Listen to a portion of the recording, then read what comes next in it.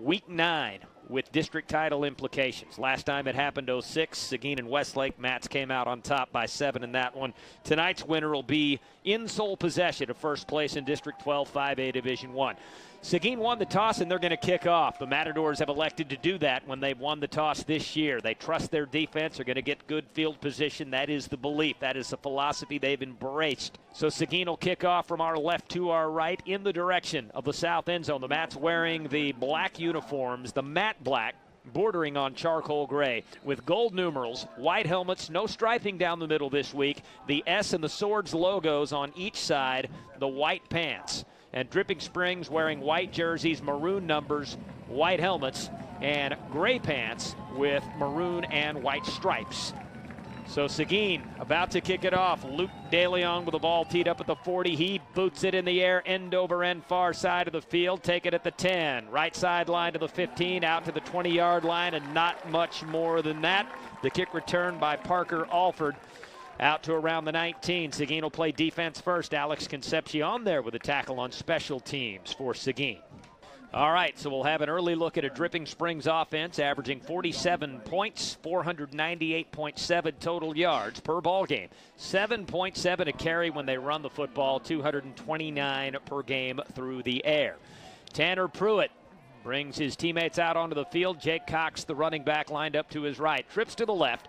One receiver right, the football on the right hash mark, and it is 1st and 10. Dripping Springs with the football at the 20-yard line. Keeper by Pruitt on the play going right. He'll find a crease out across the 25 and make it up to the 28-yard line. Gain of 8 on the first down carry by Pruitt. Carson Jenkins able to make the tackle for Seguin, his 49th of the season. Got to think Drip's going to go to that whenever Darren Taylor's out in coverage, which he was in that play, so it removes another guy from the box and opens up a running lane. Pruitt averaging 7.3 yards a carry with 9 rushing touchdowns and a long run of 51 this season. Handed off this time. Cox straight up the gut. He'll keep it between the hashes and pick up the first down across the 30 out to the 32. So runs of 8 and 4 yards on the first 2 snaps for Dripping Springs. Gabriel Gutierrez with the tackle for Seguin and a fresh set of downs for the Tigers. So Dripping Springs trying to pound out field position first. They've got it 1st and 10 on the right hash, their own 32. Quick throw right, and the pass is incomplete. A little bit low and out of the grasp of Enzo Arnold. Terrence Brandon and Dorian Shannon in coverage up the right sideline at around the 40. 2nd down and 10 now for the Tigers. Pruitt kind of really gave that route away. Terrence Brandon almost was able to pick that, and he had nobody between him and the end zone. 2 receivers left, 1 to the right. Tanner Pruitt working out of the gun. And the running back, Scott Crosby, to his right on the hash mark. He'll hand it off to Crosby, looking for a crease on the left side. Nowhere to go. He's dropped behind the line of scrimmage. Back at the 30 for a loss of 2 by Isaiah Herrera. 9th tackle for loss this season for Mr. Herrera. And it'll be 3rd down and long back at the 31 for Dripping Springs. 3rd down and 11 coming up. That's that 3rd down and 11 that we've heard for the Matadors defense facing a lot. They've done a great job on that this year. Seguin giving up just 26%, 22 of 84 on 3rd down this season. 3rd down 11, left hash mark, Dripping Springs at the Tigers 31. Pruitt back to pass, steps up under pressure. He'll fire it deep over the middle, has a man open, 40 inside the 35, dragged down at the 31-yard line. On Seguin's end of the field is Parker Alford. Jordan Parker able to make the tackle for Seguin. So from 131 to the other, and that's a 38-yard pickup. Dripping Springs marching into Matador territory. 1st and 10, Dripping Springs, they're going up tempo now.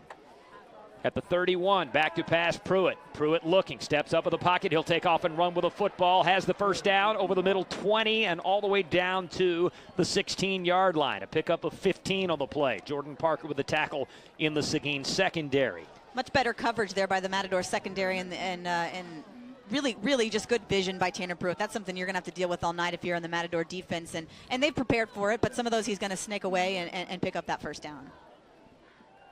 1st and 10, 16-yard line of Seguin for Dripping Springs. Pistol backfield for Pruitt. 2 backs to his right. They'll hand it off to Jake Cox, looking for a crease on the left side, bouncing through tackles and to the outside, but he'll only make it upfield a yard to the 15. Kyle Colby with the stop for Seguin, a 1-yard gain. 2nd down and 9 coming up for Dripping Springs.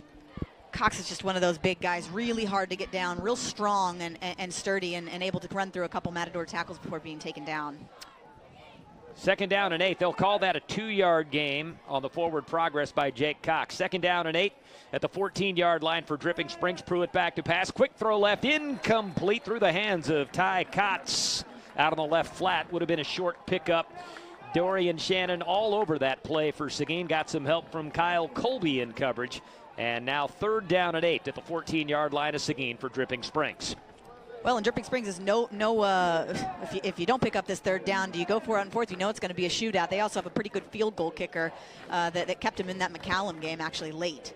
Seguin giving up 11 of 15 in the red zone this season, 9 touchdowns, 2 field goals, and 4 empty trips. Trips to the right, 1 receiver left. Pruitt working out of the gun. Play action fake, steps up, throws a fade pattern right side, and that's caught inside the 5, tiptoeing out of bounds at the 3 with a Dripping Springs first down. Enzo Arnold. There is a flag down in the backfield. Will that negate the 13-yard pickup for Dripping Springs?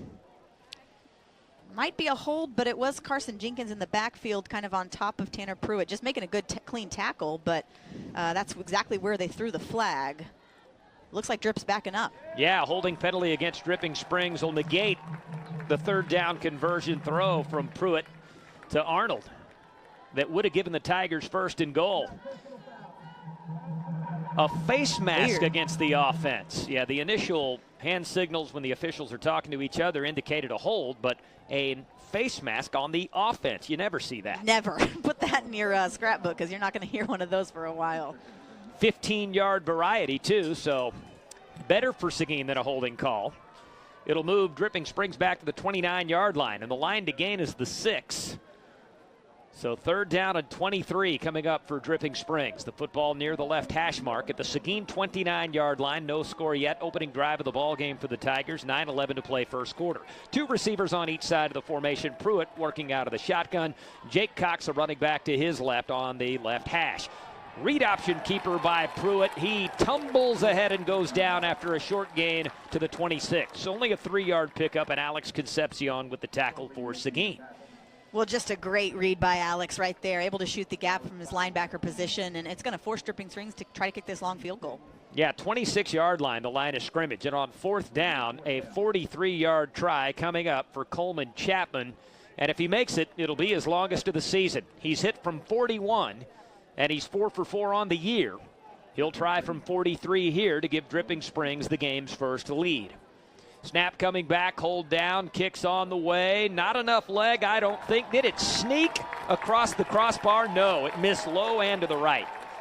So Dripping Springs settling for a field goal, and Chapman unable to connect. A defensive win for Seguin on the first series, even after giving up a good drive by Dripping Springs. Well, and that one play, I mean, they did a good job on first and second down. That third down where they picked up, what was it, 40, 50 yards on that one catch, and just let a receiver get behind him. And that's, again, a learning experience that really the Matadors haven't had to deal with this year, and you can learn from that and look at that for the rest of the game. First and 10, Seguin, their own 26-yard line. They'll drive from our left to our right toward the south end zone. Anthony Gonzalez to the gun. Jacob Berkeley, the running back, to his left. Gutierrez in motion.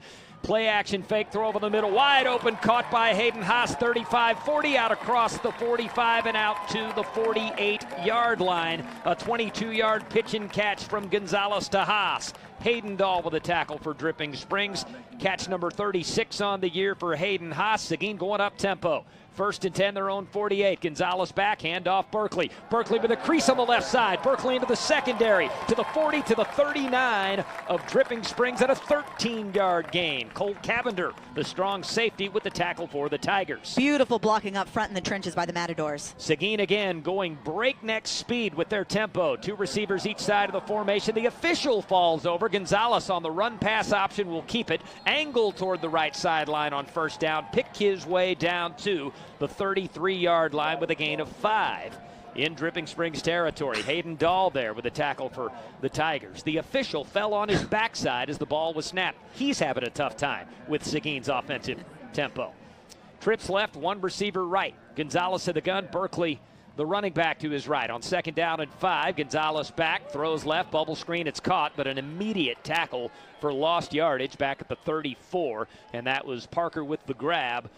And the stop by Lane Dominy. So a well-defended bubble screen. Now they call that incomplete. The ball juggled and jarred loose before the receiver went down. That's a good thing because would have been a loss of a yard on the play. So 3rd down and 5, Seguin. 33-yard line at Dripping Springs. Jordan Parker, the receiver, on the left. Dylan Gutierrez and Dalen Rivers on the right. Hayden Haas will line up as a tight end on the left side of the formation. Berkeley, the running back, to the left of Anthony Gonzalez on the right hash. Jet sweep look here. They'll fake it. Hand it off to Berkeley. Big hole up the middle. He's inside the 30, 25, and all the way down to the 24 with a gain of 9, and that's enough for a Seguin first down. Cole Cavender with the stop of the secondary for the Tigers. Seguin quick tempo again. 1st and 10, 24-yard line of Drip. Trips to the left, 2 receivers right. Empty set Gonzalez. He'll pump. He'll roll out to the right. He'll throw to his right. A low throw, and it's incomplete. Looking for Dalen Rivers around the 13-yard line. And Andre Flores-Perry breaking up the pass for Dripping Springs. A low throw, a chance to make the grab, but a good defensive play by Flores-Perry. And it's 2nd down and 10, Seguin. Yeah, Anthony Gonzalez should have let that go about 2 seconds earlier. He had a couple guys wide open here on the right side and just missed that one. 2nd down and 10, Seguin. 24-yard line at Dripping Springs. Pistol backfield for Gonzalez. 2 backs to his right. Darian Shannon in the ball game alongside Jacob Berkeley, and lined up to the right of Gonzalez. He'll work between the hashes, drop back, look to throw, lob it deep left side for the end zone. Diving catch by Parker. He comes up with it. Touchdown, Matadors. A high throw. Parker wide open on the left side of the end zone. He still had to go airborne and go to his backside to come up with that catch, but he held on a less than perfect throw, and Seguin strikes first. Jordan Parker scoring the Matadors' first touchdown 3 weeks in a row. And this one on offense, although last 2 weeks have been on punt returns. But you got to get him the ball, when you get here in the red zone. Actually, on that play, Lane Dominy, the cornerback for Dripping Springs, fell down about at the 10-yard line, and so that's what made Jordan Parker be completely wide open. A little bit of a guess on that throw right there, but was able to come down with it, and just a great play by Jordan Parker, which we've seen from him all year. Luke DeLeon knocks in the PAT. 7-0 Seguin over Dripping Springs. 7:19 to go, first quarter on KWED. Seguin goes 74 yards in 7 plays. Jordan Parker with his 5th touchdown catch of the year, his 7th overall scores when you count the 2 punt returns. And the Matadors lead Dripping Springs 7-0. Seguin kicking off from our left to our right toward the south end zone. And with the kick return is Parker Alford out across the 15, out across the 20. He dives forward. Let's see where the knee went down. But again, Dripping Springs will start in the neighborhood of their 20-yard line, this time at the 22. And the tackle on special teams by Dravan McKnight. Mr. McKnight with a 50-yard touchdown run as a receiver on an end around last week in the win over McCallum. That was a crazy play. I'm still trying to figure out what happened. But yeah, he's made his impact already last game and here in this game tonight. Mark it at the 23. 1st and 10, Dripping Springs at their own 23-yard line. Trips left, 1 receiver right. The running back, Jake Cox, to the right side of the quarterback, Tanner Pruitt. He lines up on the left hash mark in the gun. Pruitt on the quarterback keeper with a block. He's into the secondary 35, out to the 35-yard line and dragging defenders up to the 38. A 15-yard pickup by Pruitt on first down. Dorian Shannon with the tackle of the secondary. Dripping Springs going up tempo. They're running with a quick pace here. 2 receivers right, 2 left. Pruitt with a single back set. Cox to his right, looking to throw now. Fires up the right sideline. The leaping grab in Seguin territory at the 43-yard line, and then out of bounds. Enzo Arnold with the catch. And that is a 19-yard pickup. Dorian Shannon with the stop in the secondary for Seguin. Matadors have got to get more of a push up front here, I think. They're letting Tanner Pruitt just do whatever he'd like to do. 3 receivers left, 1 to the right. Pruitt back. He's under pressure this time. Scrambling right, throws it away. Able to escape the sack and toss it into his sideline, but it was Carson Jenkins who flushed him out of the pocket and almost a fingernail away from coming up with the sack. That's kind of the difference in the quarterbacks we've seen the last few weeks is Carson Jenkins made the play that he's been making, but Tanner Pruitt's kind of a different breed of quarterback, and he's made that good decision of able to get the ball out of bounds and live to see another day. 2nd down and 10, Dripping Springs. 43-yard line on Seguin's end of the field. 2 receivers left, 1 to the right, tight end to the left side of the formation.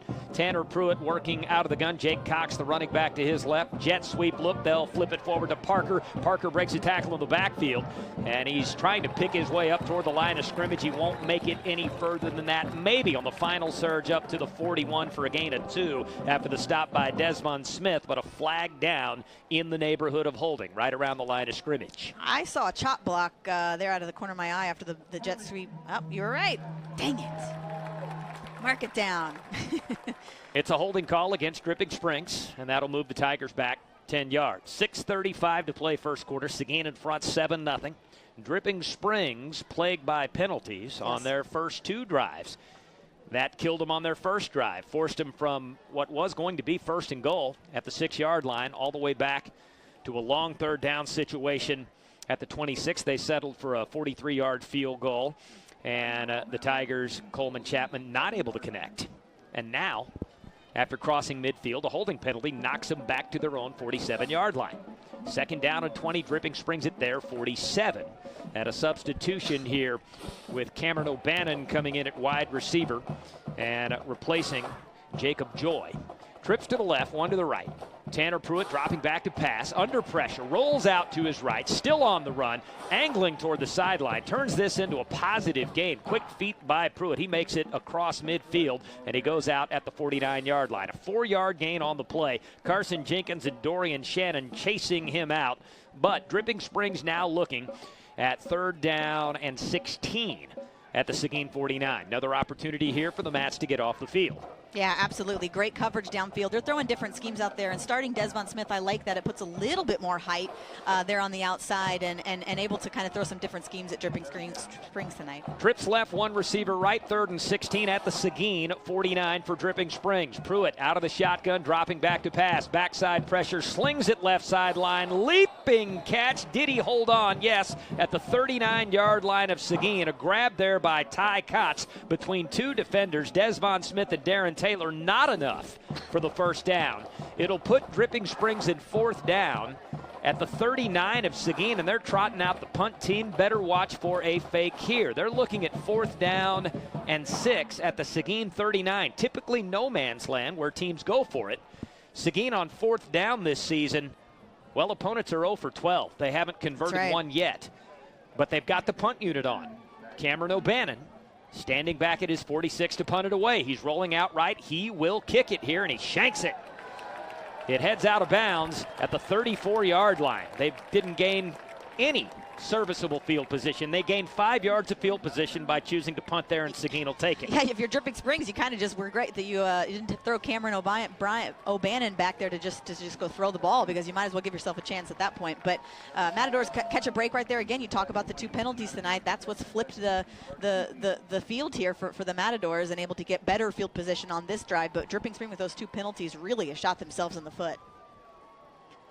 1st and 10, Seguin, 34-yard line on their end of the field. The Mats lead Dripping Springs 7-0. 5:55 to go in the first quarter. Anthony Gonzalez of the gun, Jacob Berkeley and Darian Shannon flanking him in the backfield. 2 receivers right, 1 to the left. Berkeley goes in motion out to the right. Gonzalez with a play fake, looking to throw. Pumps, now fires over the middle. That's caught, no. Dropped by Dalen Rivers, jarred loose at around the 40-yard line. It was between his numbers, but Andres Flores Perez with the pass breakup, jarring it loose from Dalen Rivers.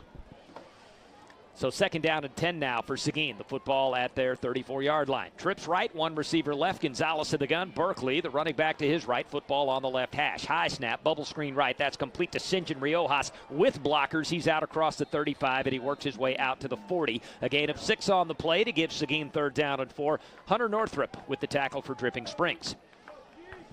On the year, the Mats are pushing 50% from 3rd down, and they've done a really good job these last few weeks of just really accomplishing a lot on 3rd down. 3rd down and 4 at the 40-yard line for Seguin. 2 receivers on each side of the formation. Berkeley, the running back. Gonzalez of the right hash, back to pass. Steps up in the pocket, throws over the middle. Caught by Rivers. 45-40, 35-30 with a block, and he's upended at the 29-yard line in Dripping Springs territory. 31-yard pitch and catch from Gonzalez to Rivers to move the chains. Cole Cavender with the tackle of the Dripping Springs secondary. And it's 1st and 10 Mats at the Drip 29. Up-tempo offense here. Seguin in formation, ready to snap it. 2 receivers right, 2 left. Gonzalez with an audible here. Then stepping back into the shotgun with Berkeley to his left on the left hash mark. Play clock down to 15 seconds. High snap, Gonzalez. Handoff going the other way for Berkeley. Big hole in the secondary. He's inside the 25 down to the 20 and stopped after a 9-yard gain by Hayden Dahl. 2nd down and 1 Seguin. And the Mats in the red zone again, improving in red zone offense. Now 23 of 28 this season. All touchdowns. Seguin hadn't made a field goal yet this year. Did you know that? I couldn't tell you we talked about who's the punter for the Seguin Matadors. We know Luke DeLeon's the kicker. He's been busy on PATs and kickoffs because you do a bunch of that when your team's scoring a ton of touchdowns. But it is 2nd down and 1 at the 20 for Dripping Springs. Gonzalez in the pistol. Shannon, the tailback behind him. A high snap over the head of Gonzalez. He'll have to eat the football. He better get on top of it, and he does, but all the way back at the 41-yard line. Gonzalez first trying to scoop that up and salvage the play. It leaked away from him again, and he finally chases it down back at the 40-yard line. A 19-yard loss on that play. Well, I didn't even want to say it, Mike, but before that play, there's been a couple high snaps for the Matadors tonight already in these 2 series. That one actually hit him in the hands just a little bit too high and slipped right out of him. But we've had a couple of high snaps tonight for the Matadors. And so the 40-yard line, the new line of scrimmage. It'll be 3rd down and 21 for Seguin. Trips left, 1 receiver right. Gonzalez back to pass, steps up, clean pocket, throws over the middle. Riojas with the grab inside the 30, and he is down to the 27-yard line and then tackled there. Did the ball come out? If so, it was after the receiver was down. Hunter Northrup with the tackle for Dripping Springs. So St. John Riojas with his 6th catch of the season. 3rd-string quarterback to begin the year. He's worked his way into the rotation at wide receiver. Seguin now looking at 4th down and 9 at the 28-yard line of Dripping Springs. And I don't think we're going to see Luke DeLeon's first field goal try here. The Mats are going to go for it at the 28-yard line of Drip with the 7-0 lead. 2:55 to go first quarter, facing 4th down and 9. Trips right, 1 receiver left, and the ball on the left hash for Anthony Gonzalez. Berkeley, the running back, to his right, and Gonzalez looking over toward his sideline for a new play signal with the play clock under 10 seconds. Winding down to 5 now. Gonzalez still looking. Seguin's going to call timeout to avoid the delay of game penalty. Timeout, Matadors. 2:38 to go in the first. 7-0 lead over Dripping Springs, and we're back after this break on KWED. 4th down and 9, Seguin, 28-yard line of Dripping Springs out of the timeout. Mats lead 7-0, 2:38 to go first quarter. The receivers on the right side of the formation, Hayden Haas, St. John Riojas, Dalen Rivers, Jordan Parker by himself on the left, Gonzalez in the gun, Berkeley the running back. Gonzalez on the left hash, back to pass, down he goes. Sacked. Dropped to the turf by Hayden Dahl, the outside linebacker, and the ball turns over on downs. Dripping Springs with that sack all the way back at the 37-yard line. The Tigers will take over on offense with a big 4th down sack and a defensive stop.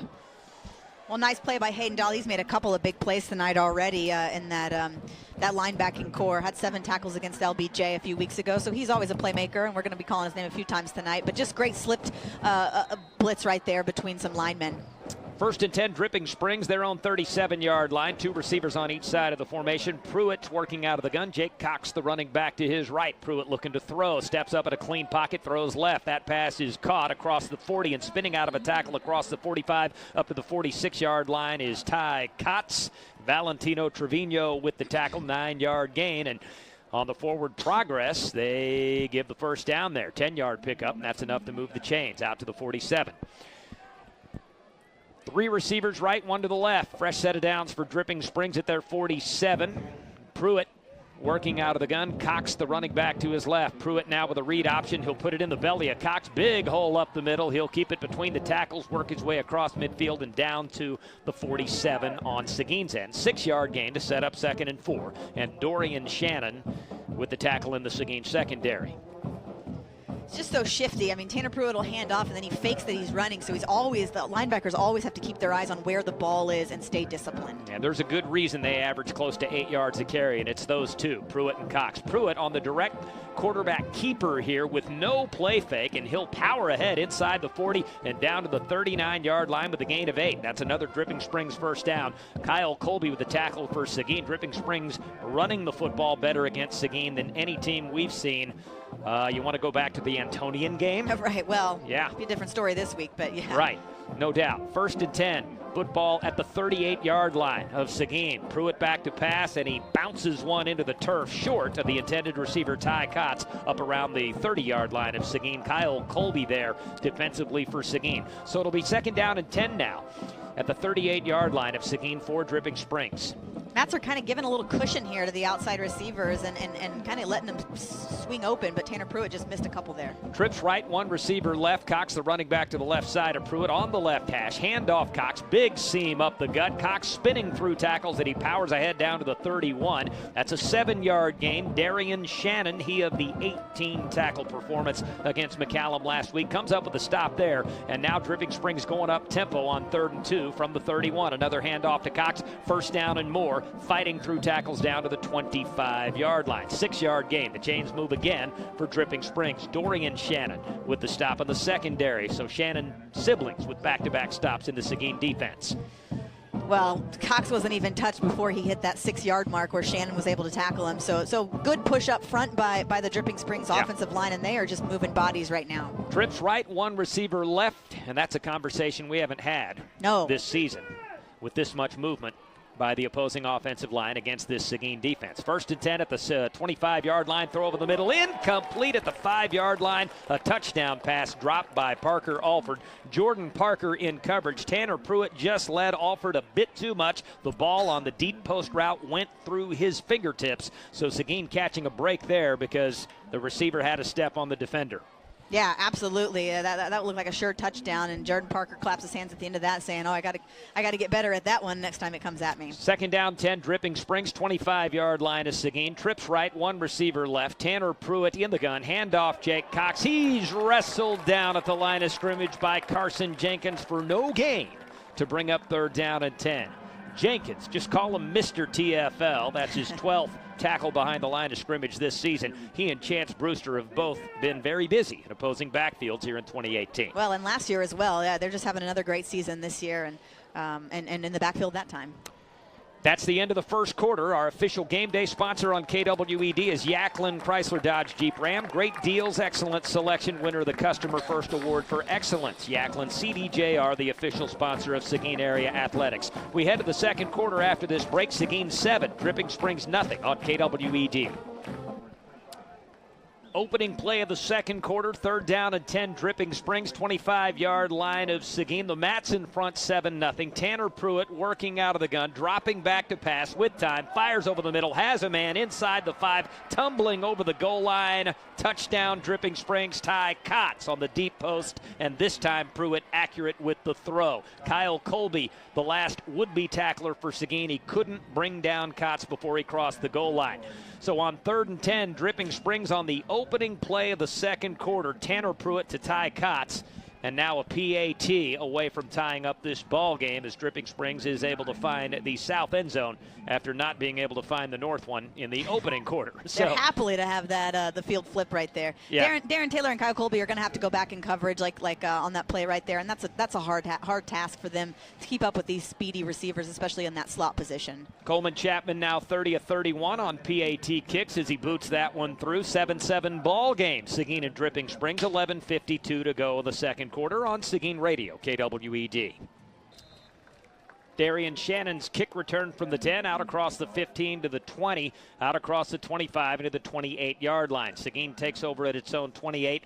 Seguin hasn't been tied in the second quarter of a football game since Central Catholic in week 3. They are now 7-7. Dripping Springs with the 25-yard touchdown pass from Tanner Pruitt to Ty Kotz to cap a 9-play, 63-yard drive. And now the Mats will try to answer 1st and 10 at their own 29-yard line. Anthony Gonzalez in the gun. Jacob Berkeley, the running back, to his left. Riojas and Rivers, the 2 receivers on the left and 2 more on the right. Handoff here to Berkeley, looking for a crease on the right side. Nowhere to go. He's dropped behind the line of scrimmage at the 28. A 1-yard loss with a tackle by Hunter Northrup. 2nd down and 11. Well, for what it's worth, Mike, I think Hayden Haas might be in a little bit of pain. He came up a little gimpy on that last drive, and he's sitting on the bench right now without a helmet. Yep, no Haas in the game for Seguin.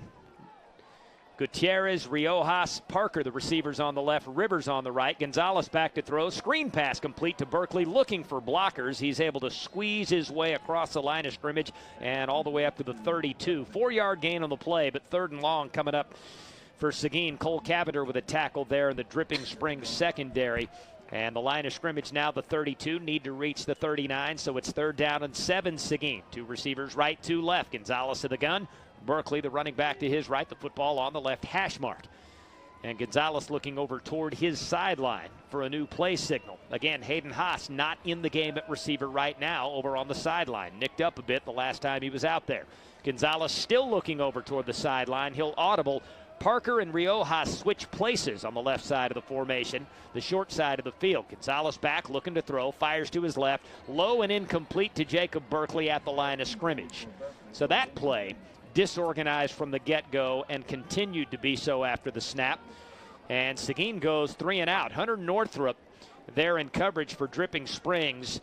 Seguin's punter, Martin Rivera, will come in the ball game. He punted twice against McCallum last Thursday, and that was the first time he'd punted at all since the Central Catholic game.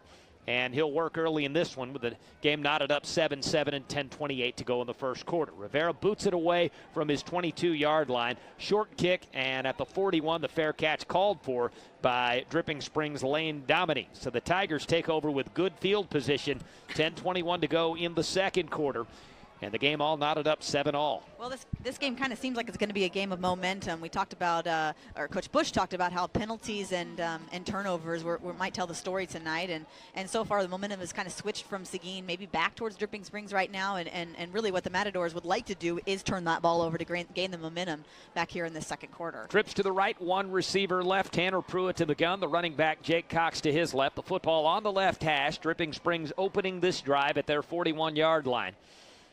And Pruitt looking over toward his sideline for a new play signal now. His best receiver, Parker Alford, lined up as part of that trip set on the far side of the field in the slot. Keeper here by Pruitt. He picks his way out across the 40 all the way up to the 46 for a gain of 5 before he is finally wrestled down from behind by Kyle Colby. 2nd down and 5. Dripping Springs having success on first down in the running game.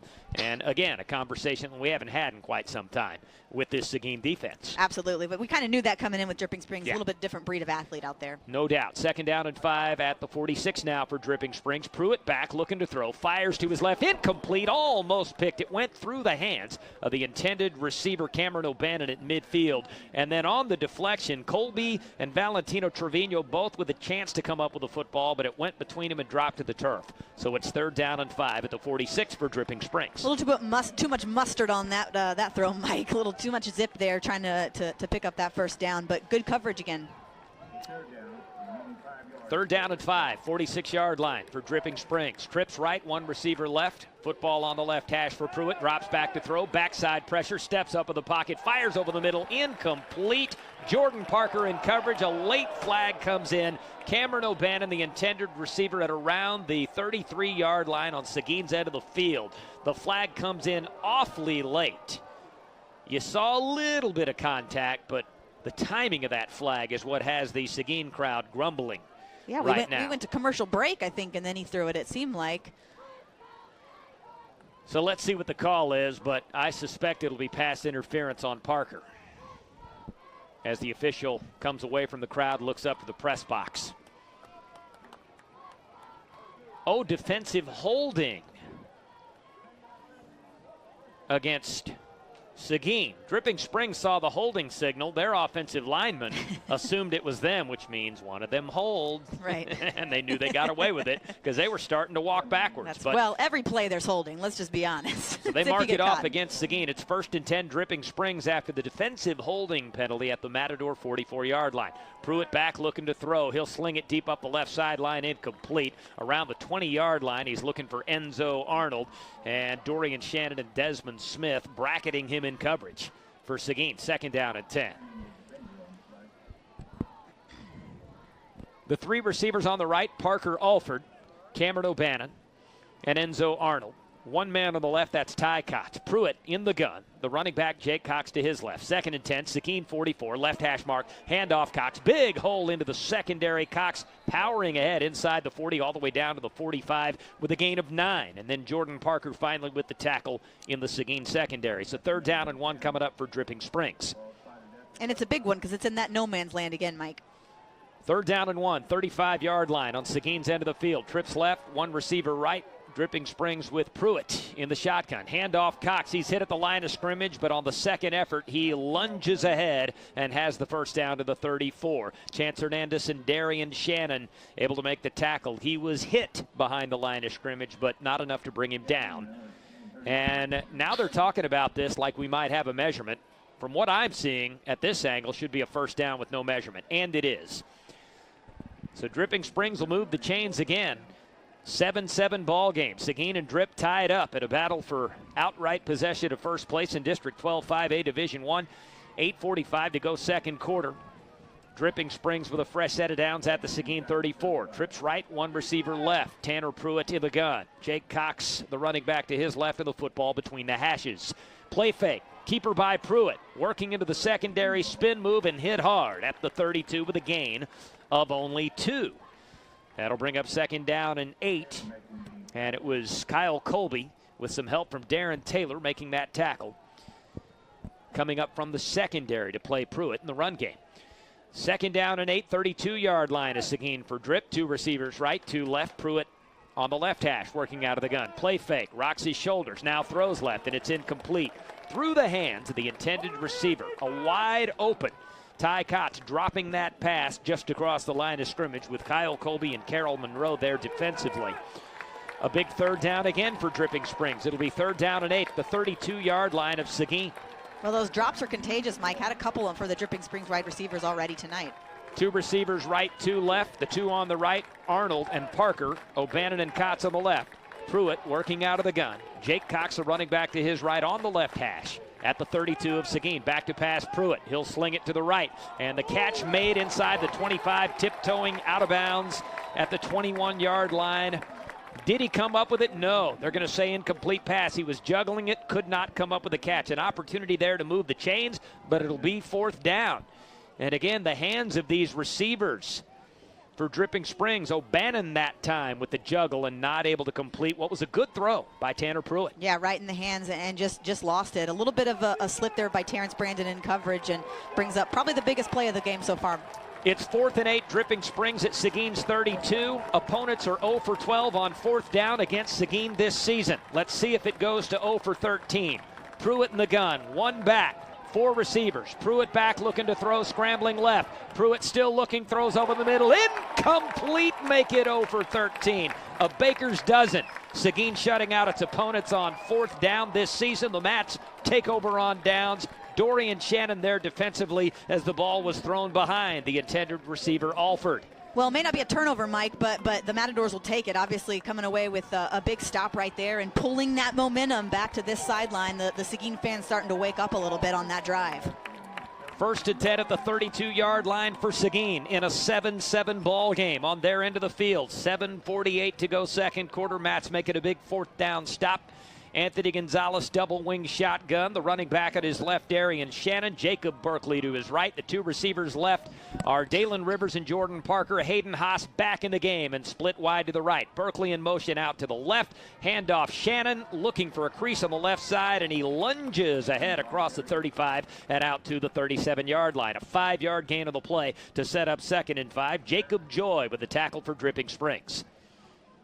Good to see Hayden Haas back out there. Must have just dinged up his ankle. It looked like he was stretching it out a little bit, but always good to have that playmaker out in the field. 2nd down and 5 at the 37-yard line. The football between the hashes. Double wing shotgun again with both Shannon and Berkeley in the backfield. Gonzalez back, play fake, looking to throw. Fires deep up the left sideline, looking for Parker. Leaping catch, 30, down to the 25-yard line and wrestled down there. 38-yard gain on the back shoulder fade from Anthony Gonzalez to Jordan Parker, and the tackle by Andre Flores Perry.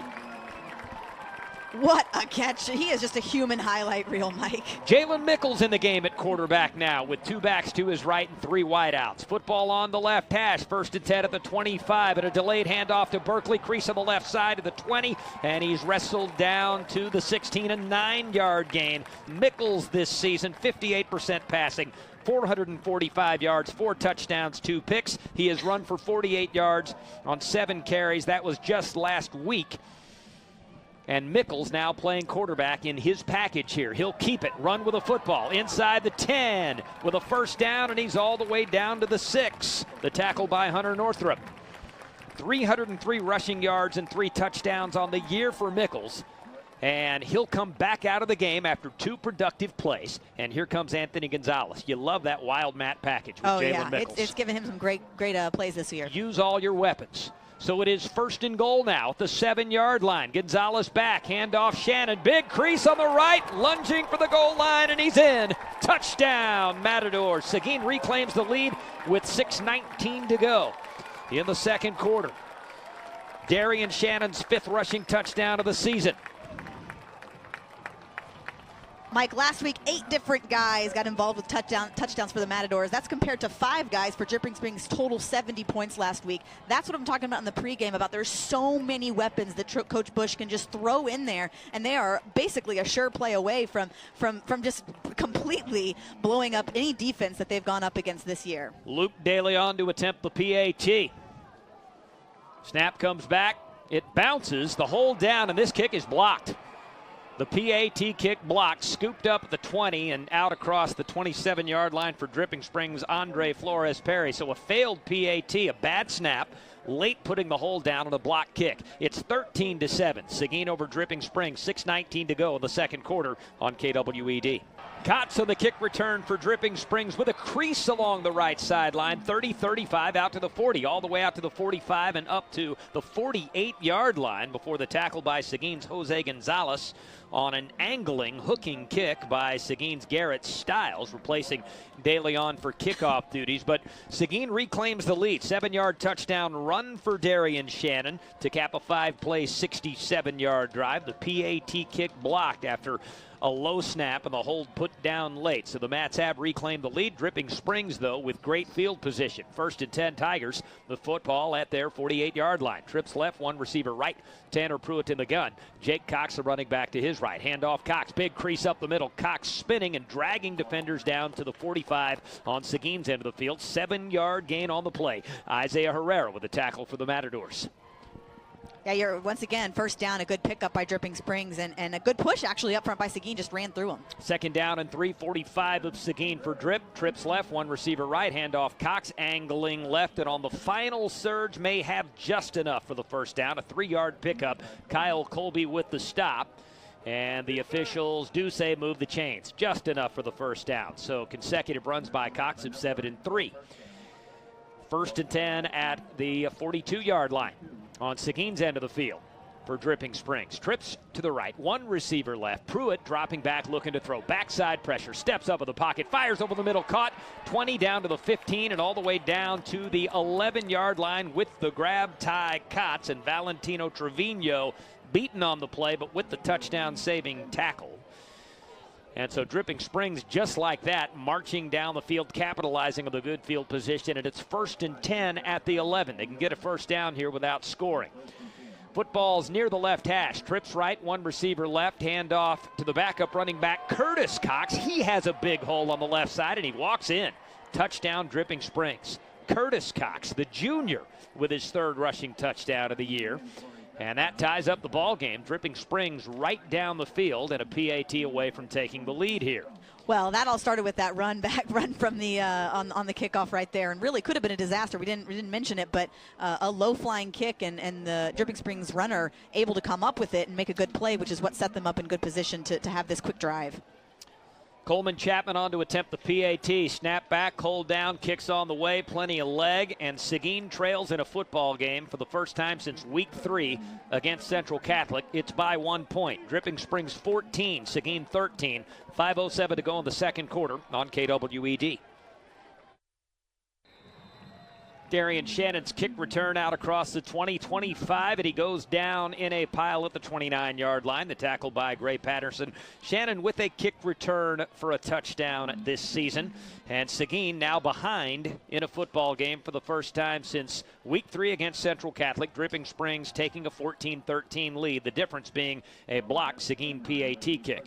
The Tigers before the break, 11-yard touchdown run, Curtis Cox at the end of a 4-play, 52-yard drive.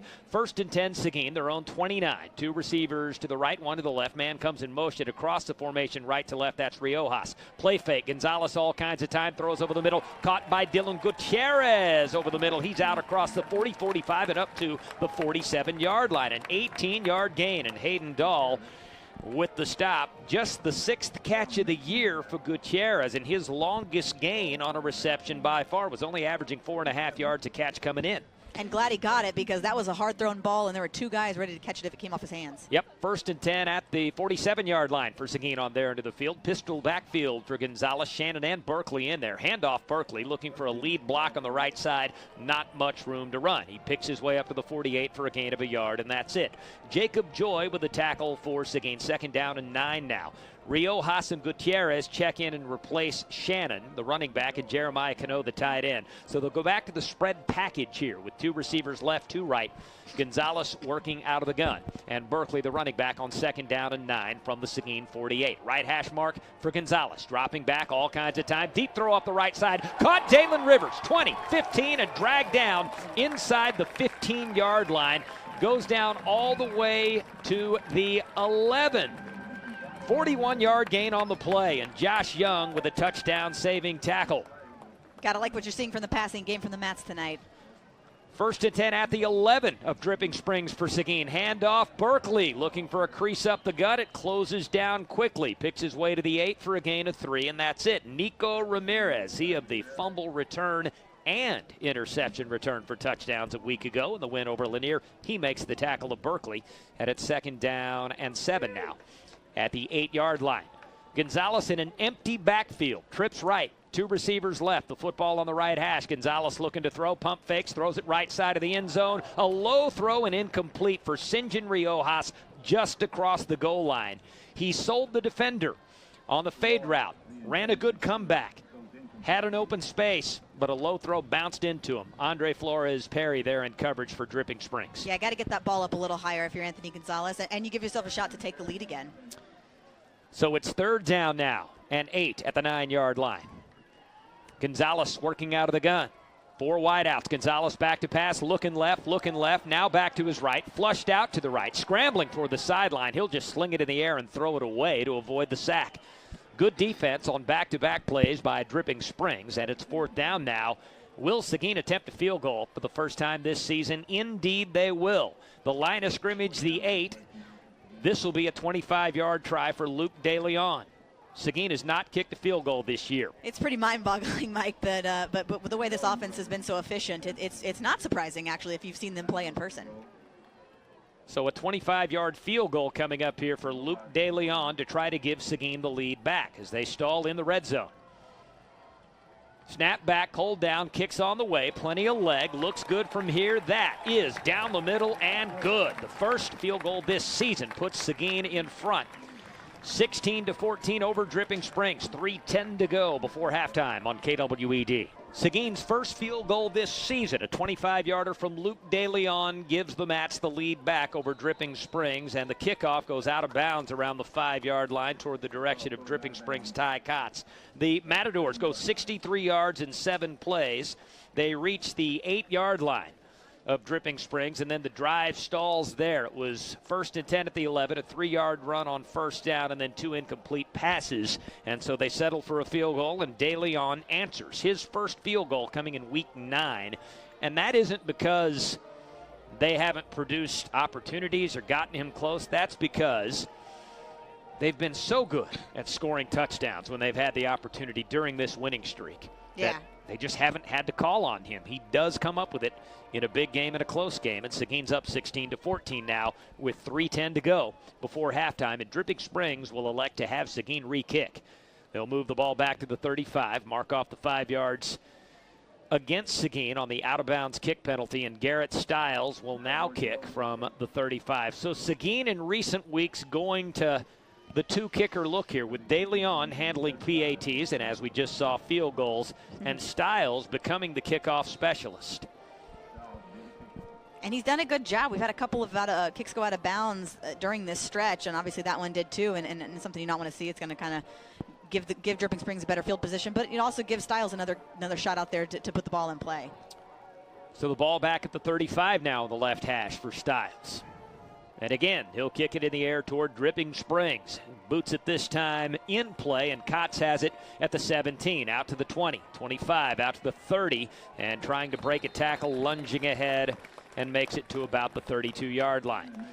That's where Dripping Springs will begin this drive. Dorian Shannon with the tackle on special teams for Seguin. So 1st and 10 Tigers. The football at their 32, and Seguin in front 16-14. Well, this game has lived up to its billing. Yeah. We've seen some good stops by the Matador defense, some big plays by the Matador offense, and a couple of big plays by Tanner Pruitt and his offense, which trots back out there. Pruitt working out of the gun with the running back Jake Cox to his right. The football on the right hash mark. Trips to the right side of the formation. Arnold, Parker, and Kotz on that side. O'Bannon by himself on the left. Pruitt out of the gun, hands it off to Cox, looking for a crease on the left side, tries to bounce it outside, and he works his way just across the line of scrimmage to the 33, not much more. A gain of a yard. Darren Taylor, the rover, sort of a hybrid between safety and linebacker, plays the run well on that snap. Well, and he's having to go bounce from pass coverage into run coverage, and so he's done a good job of coming in and out, and he's always playmaker out there, one of the best out on that Matador defense. Trips right, one receiver left. Pruitt on the left hash in the gun. Cox, the running back, to his right. 2nd down and 9. The drip 33, rolling out left, looking to throw back across his body. Incomplete, a bouncing football, and it drops to the turf. Another one of those balls juggled and in the air in traffic. Dorian Shannon, the closest defender. A chance to pick it. Would have been a tough play. Does drop to the turf, and it's 3rd down and 9. A huge 3rd down. I think it's maybe the first 3rd down that Dripping Spring has had in negative territory. And the Matador coach is trying to get these Seguin fans on their feet. And they are on their feet, and they're making some noise.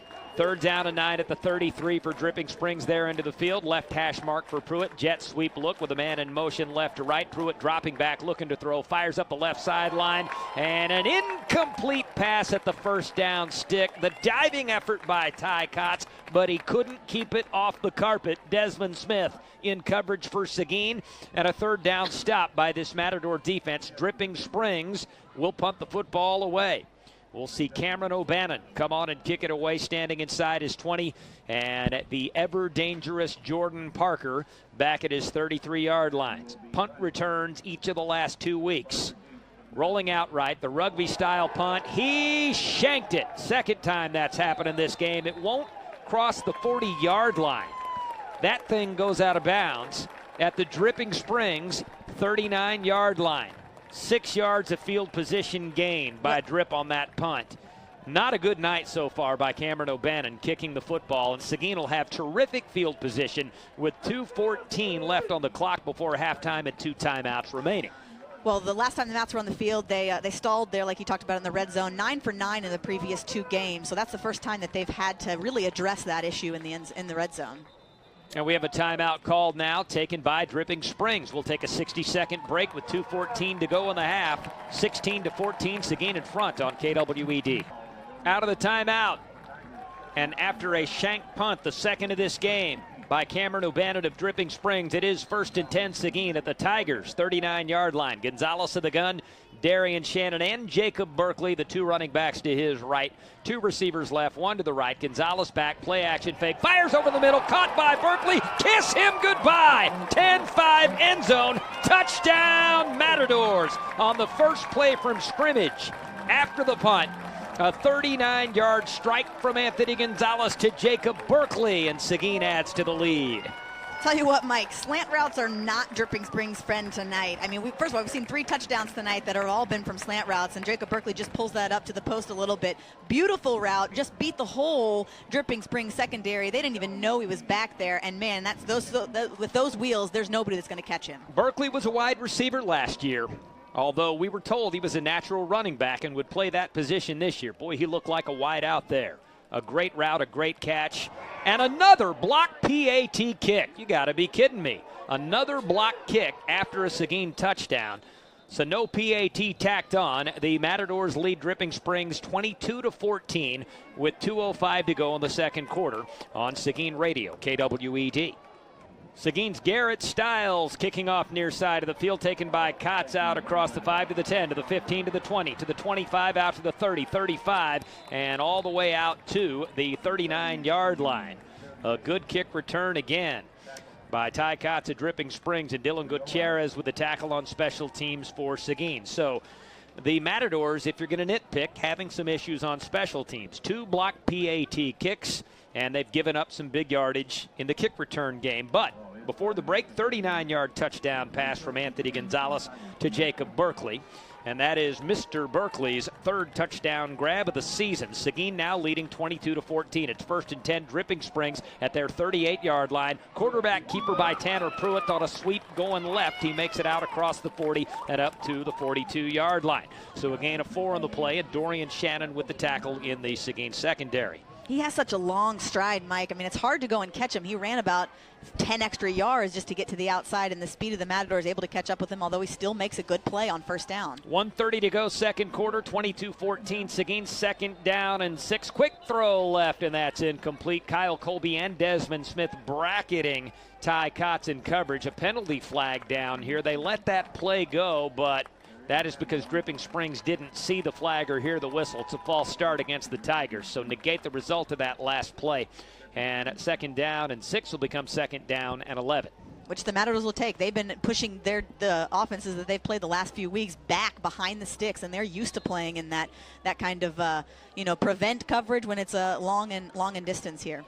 2nd down at 11, 37-yard line for Dripping Springs on their end of the field. 2 receivers left, 2 right, Pruitt in the gun. The running back, Jake Cox. Pruitt dropping back, looking to throw, fires it deep up the right sideline, and the pass incomplete through the fingertips of Enzo Arnold inside the Seguin 30, and Terrence Brandon there in coverage, but good coverage. That was an awfully tight shoot to try and drop the football down into by Pruitt, and couldn't quite make it catchable for Arnold. Well, but you see his big arm right there, though, and it'll bring up another 3rd down for this Dripping Springs offense that was about in this area where they had to punt last time.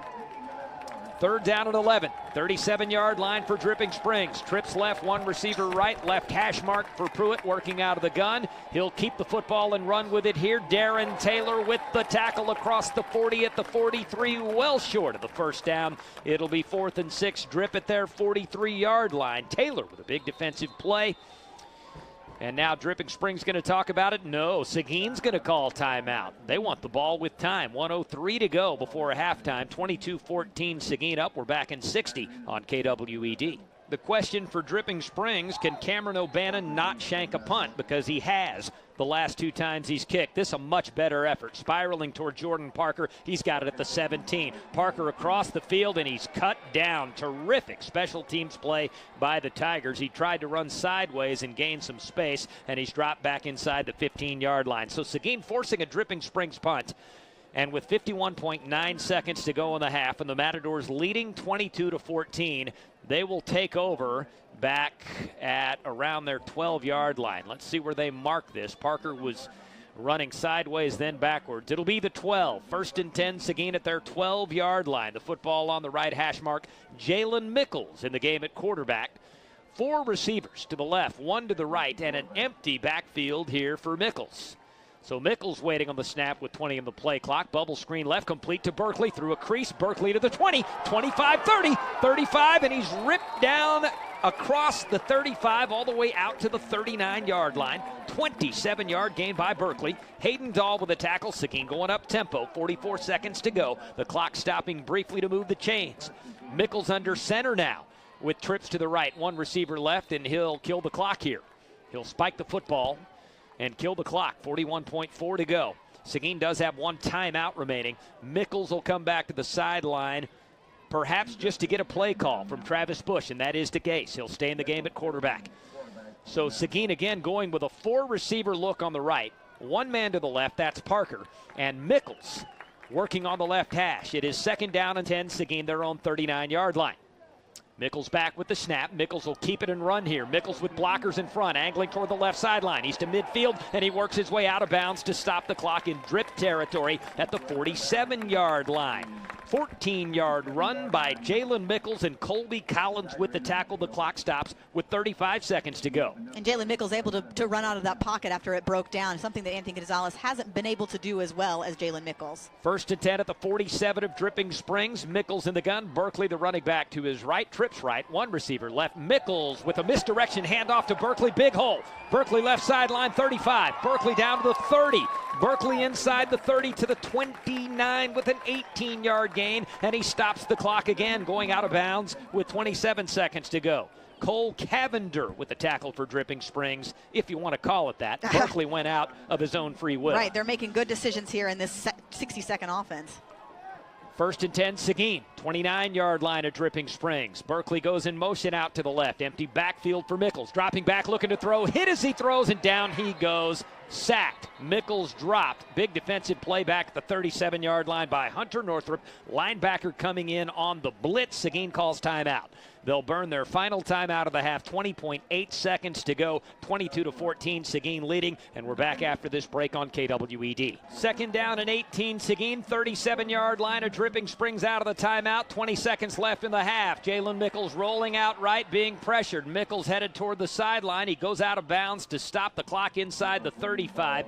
Was able to pick his way down to the 32-yard line. A gain of only 5. Nico Ramirez chasing him out for Dripping Springs. 13.6 seconds left before halftime. Seguin leading Dripping Springs 22-14, and the Mats now facing 3rd down and 13 at the 32 of the Tigers. Jalen Mickles in the game at quarterback on this drive. It began back at the Seguin 12, and a combination of misdirection plays with Berkeley.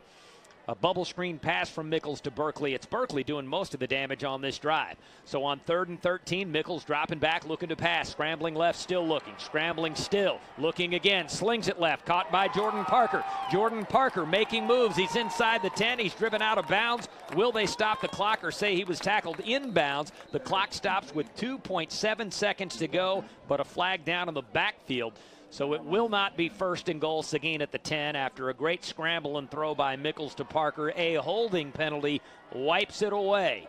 The clock showing just 2.7 seconds, and the holding penalty probably saves Dripping Springs here, with Seguin having that Tiger defense on their heels here on the final drive of the half. Well, but it also gives the Matadors a shot here, because if that hold doesn't happen, Jalen Mickles is going down in the backfield. He was going to get sacked by the defender. And then the clock goes down. Exactly. So maybe a little bit of life here to give the Matadors a chance at a Hail Mary. So 3rd down at the 42-yard line of Dripping Springs. 3rd and long. The distance doesn't matter here with 2.7 seconds. It is 3rd and 23. The football is at the 42-yard line of Dripping Springs. One more play, and Jalen Mickles will be the man trying to throw the Hail Mary pass. With the football on the right hash, and the line of scrimmage, the 42. Trips right, one receiver left. Shannon's back there with Mickles in the backfield. Mickles coming back to pass. 4-man rush. Mickles stepping up in the pocket under pressure and sack. A flag comes in as Mickles goes down, courtesy of Kevin Peridor, the nose tackle. A penalty marker down with the clock showing 0. The half can't end on a defensive penalty. It can on an offensive one, though, so let's see what the call is here. The flag late enough that I wouldn't think it's offsides. It happened after the play was in motion and in progress. They're talking to Dripping Springs coach, seeing if they win. Then they're going to start running into the locker room, looks like. Yeah, holding penalty against Seguin again. So that'll be the end of the half. Our official game day sponsor on KWED is Yacklin Chrysler Dodge Jeep Ram. Great deals, excellent selection, and winner of the Customer First Award for Excellence. Yacklin CDJR, the official sponsor of Seguin Area Athletics. Seguin with a 22-14 lead over Dripping Springs at the half in a battle for outright possession of first place in District 12 5A Division I. We will begin the GRMC halftime show in just a few moments here on Seguin Radio, KWED. Mike McBride and Ivy Meehan back with you at Matador Stadium. We are at the half as we begin the GRMC halftime show. This battle for first place in District 12 5A Division I between Seguin and Dripping Springs. The first time that Seguin has been in this scenario. Home game, district title implications, week 9 of the regular season. Since 2006, it's living up to its billing. It's been a terrific ball game. We've seen a ton of great plays on both sides of the ball, and it is Seguin with the halftime lead, 22-14. The Matadors did trail for the first time since week 3 at one point in the first half of this game, but they own the 8-point lead. Could be 10 were it not for a couple of missed PATs. Dripping Springs also having success in the kick return game, Ivy, but Seguin playing good defense after yielding that good field position and not letting the Tigers do damage on the scoreboard after those 2 big kick returns. Yeah, the last 2 times the Dripping Springs offense is on the field in that second quarter, Matadors came up with 2 3-and-outs, a punt. Both punts, one was a shank and one was a pretty good one that pushed the Matador offense back. Yeah, you're right. It is a good one. It's living up to it, and Seguin came here to play. I mean, they're not backing down from this Dripping Springs team who's had record-wise a better season, but statistically came in pretty even, and we've seen a really good matchup so far. As we look at the first half scoring summary, the only points in the first quarter, Seguin taking the game's first lead on a 24-yard touchdown pass from Anthony Gonzalez to Jordan Parker. That was at the end of a 7-play, 74-yard drive. Luke DeLeon connected on the PAT, and that made it 7-0 Seguin. That was our score at the end of 1. Dripping Springs answering with 11:52 to play in the second period. The opening play of the quarter at the end of a drive that began in the first. 9 plays, 63 yards. And the scoring play, a 25-yard touchdown pass from Tanner Pruitt to Ty Kotz. Coleman Chapman connecting on the PAT to knot things up 7-7. Seguin reclaiming the lead with 6:19 to go in the second quarter. 7-yard touchdown run by Darian Shannon at the end of a 5-play, 67-yard drive. The PAT kick was blocked, but Seguin in front, 13-7 at that juncture. Dripping Springs, with 5:07 to play in the second quarter, would put Seguin behind in a football game for the first time since the Central Catholic game back in week 3. This was on an 11-yard touchdown run by Curtis Cox. The drive covered 52 yards in 4 plays. Chapman knocked through the PAT, and that made it 14-13 Dripping Springs. Seguin answering with 3:10 to go in the second quarter to reclaim the lead on the Matadors' first field goal of the season. A 25-yarder from Luke DeLeon to cap a 7-play, 63-yard drive. That puts Seguin in front, 16-14. The Mats would extend the lead with 2:05 to play in the second quarter after a shanked Dripping Springs punt gave Seguin possession at the Drip 39-yard line on the first snap from scrimmage. A touchdown pass over the middle from Anthony Gonzalez to Jacob Berkeley. The second PAT kick blocked in this ball game by Dripping Springs, and that left the score at 22-14. That's where we are at the half. And then a good-looking Jalen Mickles-led Seguin drive at the end of the half that ultimately stalled as a result of a couple of penalties and a big sack by Hunter Northrup of Dripping Springs.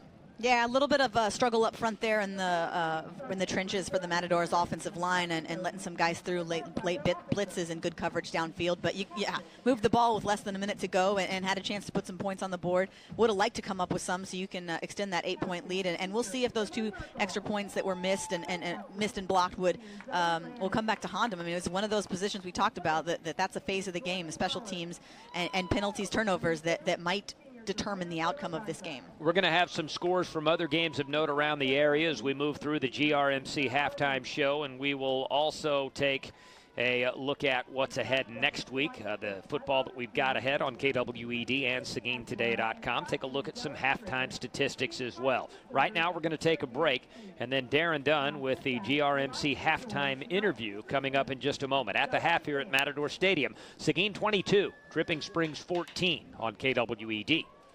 Mike McBride back with you at Matador Stadium along with Ivy Meehan working closer to the third quarter. Seguin leading Dripping Springs 22-14. Halftime stats, the Matadors 333 yards of total offense, 262 passing, 71 rushing. Dripping Springs 254 yards, 126 passing, 128 on the ground. Anthony Gonzalez 12 of 16, 235 yards and 2 touchdowns through the air. Jalen Mickles a 27-yard pass completion. Rushing numbers for Seguin, Jacob Berkeley 9 carries, 61 yards. Darian Shannon 2 carries, 12 yards and a touchdown. Receiving numbers for Seguin, Jordan Parker 2 catches, 62 yards and a touchdown. Jacob Berkeley 3 grabs, 70 yards and a touchdown. Dalen Rivers 2 catches for 72 yards. Hayden Haas 1 catch, 22-yard gain on that play, and Sinjin Riojas 2 catches for 18 yards. For Dripping Springs, Tanner Pruitt, only 6 of 19 passing, 32%, but for 126 yards and a touchdown. Pruitt rushing with 11 carries and 76 yards. Curtis Cox with 1 carry. That was the 11-yard touchdown. Jake Cox, 10 carries for 40 yards And their leading receiver, Ty Cotts, 4 catches, 76 yards, and a touchdown in the first half. Other halftime scores. Navarro leading Wimberley 35-14 at the half in District 13 4A Division II. The Panthers in good position to move to 3-0 in district play in that matchup of district unbeatens up in Wimberley. Lifegate's already gone final. A 48-12 Mercy Rule victory that only took a half over Corpus Christi Arlington Heights, the defending TCAL state champions. The Falcons now 7-0 on the season. McCallum over Austin Reagan as we look at Seguin's District 12 5A Division I, 28-3 in the third quarter. And the game that went final last night, LBJ over Lanier, 69-0. We do not have a halftime score for Crockett and Austin Travis. So the teams back out of their dressing rooms, and Seguin coming through the Swords Up tunnel, the inflated tunnel down in the south end zone as we speak, and just about ready for the third quarter. You look at the 2 block PATs, Seguin could very well be up by double digits. The stalled drive at the end of the half as well, but both teams moving the football effectively. And Seguin with the lead at the half, and the Matadors will have the football first. Yeah, that's a huge point, Mikey, that you make. Jacob Berkeley with a total of 131 yards. They just can't get him down. I mean, he's a wrecking ball in his own right, and with that speed, so many weapons have touched the ball tonight for the Matadors, as opposed to Dripping Springs, who really Pruitt with his 76 yards on the ground, and Katz with his 76 yards through his receptions and the touchdown that he got. Those are really the players that are hurting the defense, but so many weapons for the Matadors. One of these teams will be 5-0 in district, in sole possession of first place in the 12 5A Division I standings. The loser will be tied for second place with Austin LBJ. If that is Dripping Springs, they own the head-to-head tiebreak over LBJ, courtesy of the 52-35 victory in that contest between the two earlier in district play. Seguin with LBJ still awaiting on the schedule. That'll be the final regular season game in 2 weeks here at Matador Stadium. That's going to be a big one either way, right? Because if LBJ is a one-loss district team coming in, they'll still have a chance to force a tie for the district title coming into that one. So between now and then, Seguin at Lanier next week. We'll have it 7:30 kickoff, 6:30 pregame tomorrow. TLU football. The Bulldogs at home against Howard Payne at 1, 12:30 kickoff. We're ready to go here in the third quarter. Dripping Springs kicking off from our right to our left in the direction of the north end zone, and the kickoff specialist, Desi De La Cruz, to boot it away with a football between the hashes. End over end, far side of the field, taken at the 20, across the field between the hashes up to the 25, out across the 30-yard line, and the return out to the 33. Shannon on the kick return. Gage Duncan there with a tackle for Dripping Springs, and the Matadors with the 8-point lead will take the football first and have pretty good field position to work with. 1st and 10 at their 33. So here comes Seguin with Anthony Gonzalez back in the game at quarterback. We saw Jalen Mickles on the final drive, the change of pace look, the wild mat, if you will, to end the first half. We got to trademark that, Mike. It's not the first time we've used it. Got to go back a few years. But we have used that terminology before. We'll get to that later. Right now, the first down play for Seguin, 33-yard line. 2 receivers left, 2 right. Jet sweep look. They'll fake it. Gonzalez looking to throw. Fires deep up the left sideline, looking for Jordan Parker. This pass is picked off. Interception. Late flag comes in. Might have an interference penalty that brings this one back. Lane Dominy in the jump ball against Jordan Parker at around the 30-yard line in drip territory, but he pushed off to come up with that interception, and this might be coming back and wiped away. Yeah, that's what I think we're going to see right here. Otherwise, Jordan Parker could have come down with that catch, and really it's hard to bring him down, too. He's having another great game for the Matadors.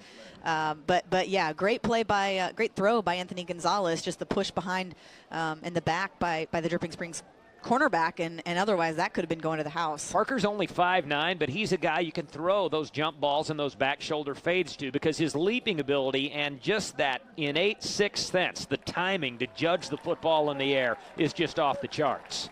Yeah, and his reach. I mean, those arms. I mean, you throw it anywhere within about 5 yards, and he goes up and goes up to get it. Yeah, he's a playmaker. One of the best weapons that's out there. And should be noted, Hayden Haas is hurt. I'm trying to get some information on him. It's got an ankle injury, is what I know so far. So he is not out on the field and doesn't look to come back. 15-yard penalty mark-off. Interference against Drip, wiping away the pick. 1st and 10, Seguin, their own 48-yard line. Rolling out right, Gonzalez looking to throw. Gonzalez still on the run. A short pass incomplete through the hands of Jacob Berkeley at midfield.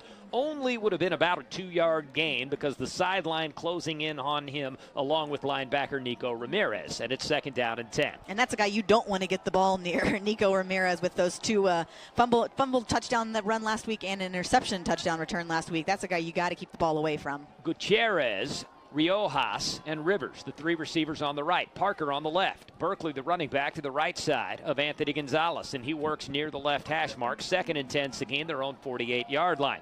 Opening drive of the 3rd quarter, Matt's in front, 22-14. Gonzalez waiting on the snap, has it, hands it off to Berkeley. Berkeley with a crease up the middle, a spin move across midfield, and he makes it down to the 47-yard line at Dripping Springs.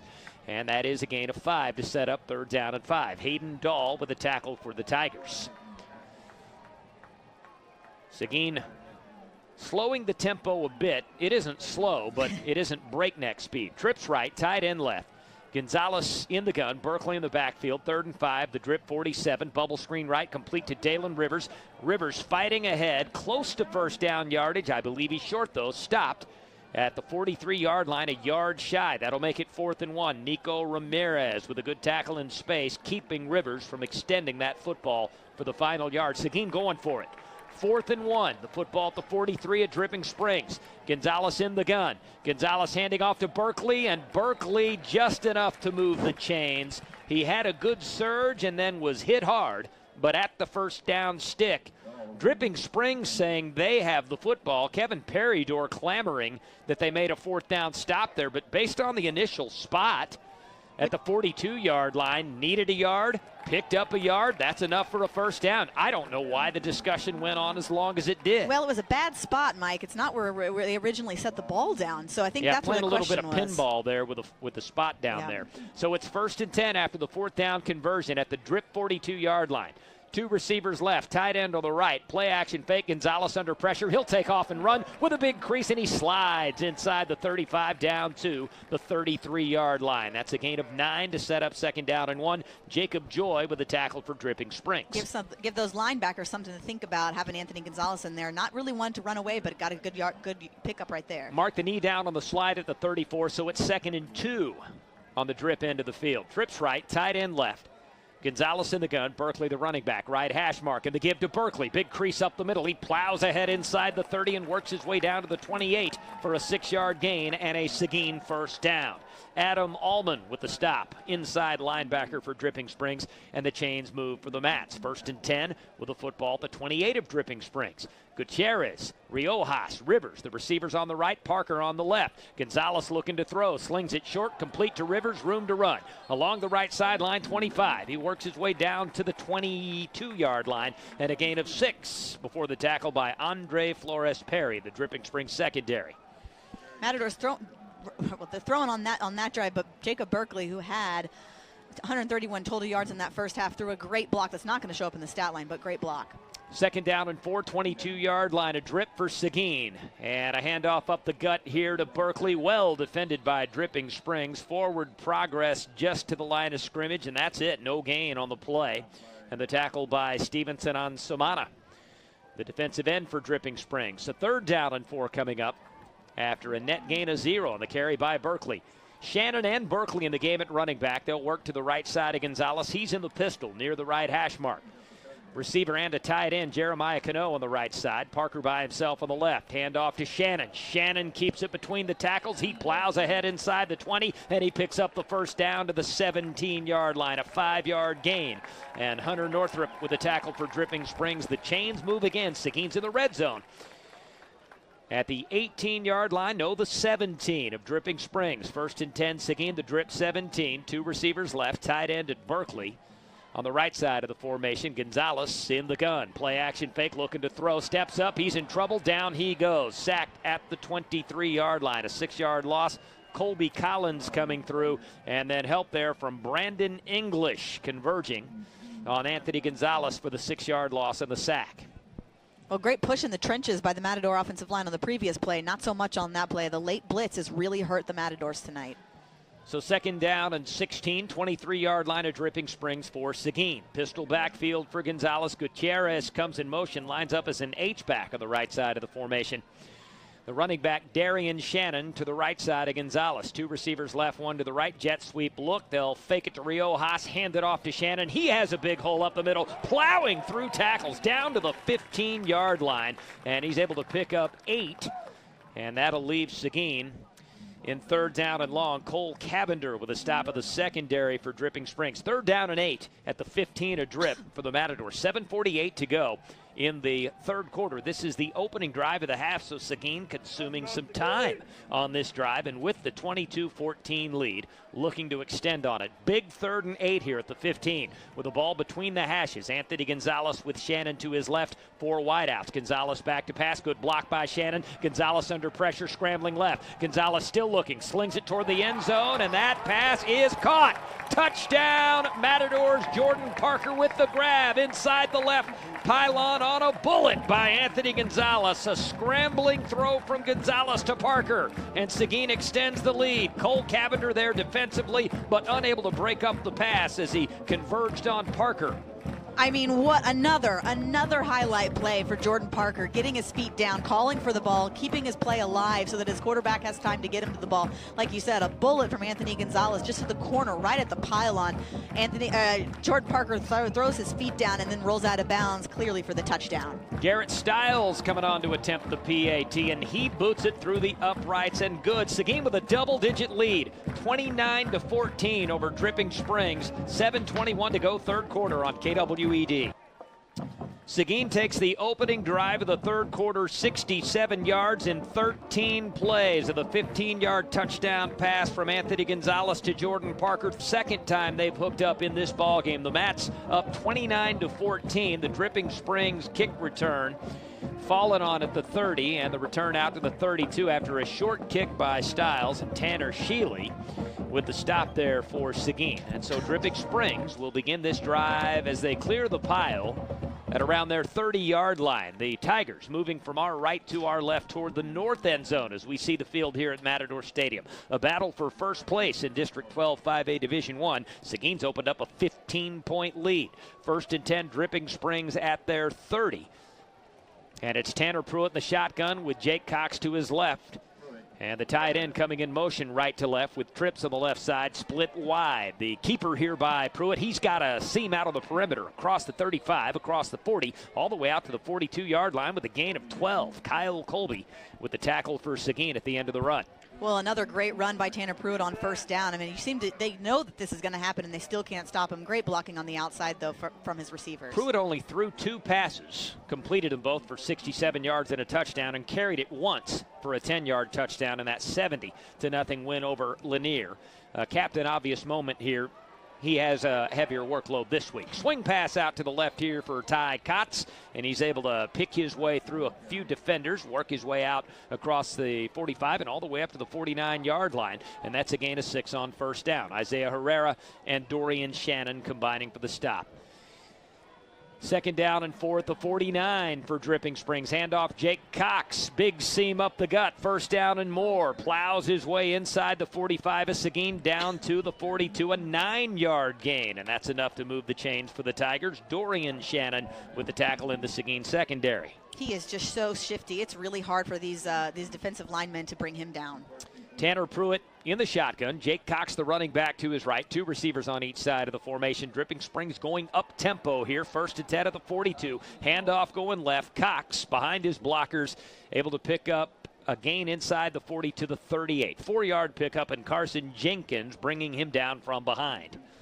Gabriel Gutierrez had him in the backfield, just unable to wrap up. Again, such a hard guy to get down. 2nd down and 6, 38-yard line of Seguin for Dripping Springs. Pruitt in the shotgun. Play action fake, bubble screen left, complete to Kotz, and Kotz is buried. No yards after the catch, and the tackle there by Seguin's Terrence Brandon. A great tackle in space at the line of scrimmage for no gain. It'll be 3rd down and 6.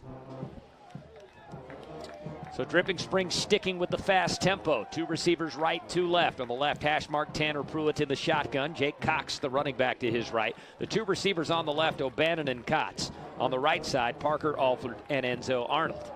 Pruitt with a play clock down to 12 seconds. New signal from the sideline, then an audible. Now has the snap. Play action pass. Slings it deep up the left sideline. Caught at the 5 and pushed out of bounds at the 2-yard line by Dorian Shannon, the Dripping Springs receiver Cameron O'Bannon. So it'll be 1st and goal, Tigers now. And they'll say that he went out at the 3. Well, a little bit of miscommunication before that play and some guys switching different sides. I'm not sure if that's the side they're not used to or what, but just missed coverage right there. Spread formation, trips left, 1 receiver right. Keeper by Pruitt. He walks into the end zone. Touchdown, Dripping Springs. Just an ocean of real estate to run through. No would-be tackler anywhere in the area. Shannon the closest, but not close enough if you had a Cameron on him that he'd be in the picture. So 4:51 to go in the 3rd quarter, and Dripping Springs answers quickly. Each team scoring on their opening drive here in the 2nd half. And trying to make it a 1-score game again. Coleman Chapman, the ball angling a bit right, but it does stay between the uprights. So it is 29-21. Seguin's lead 8 points again. 4:51 to go in the 3rd quarter on KWED.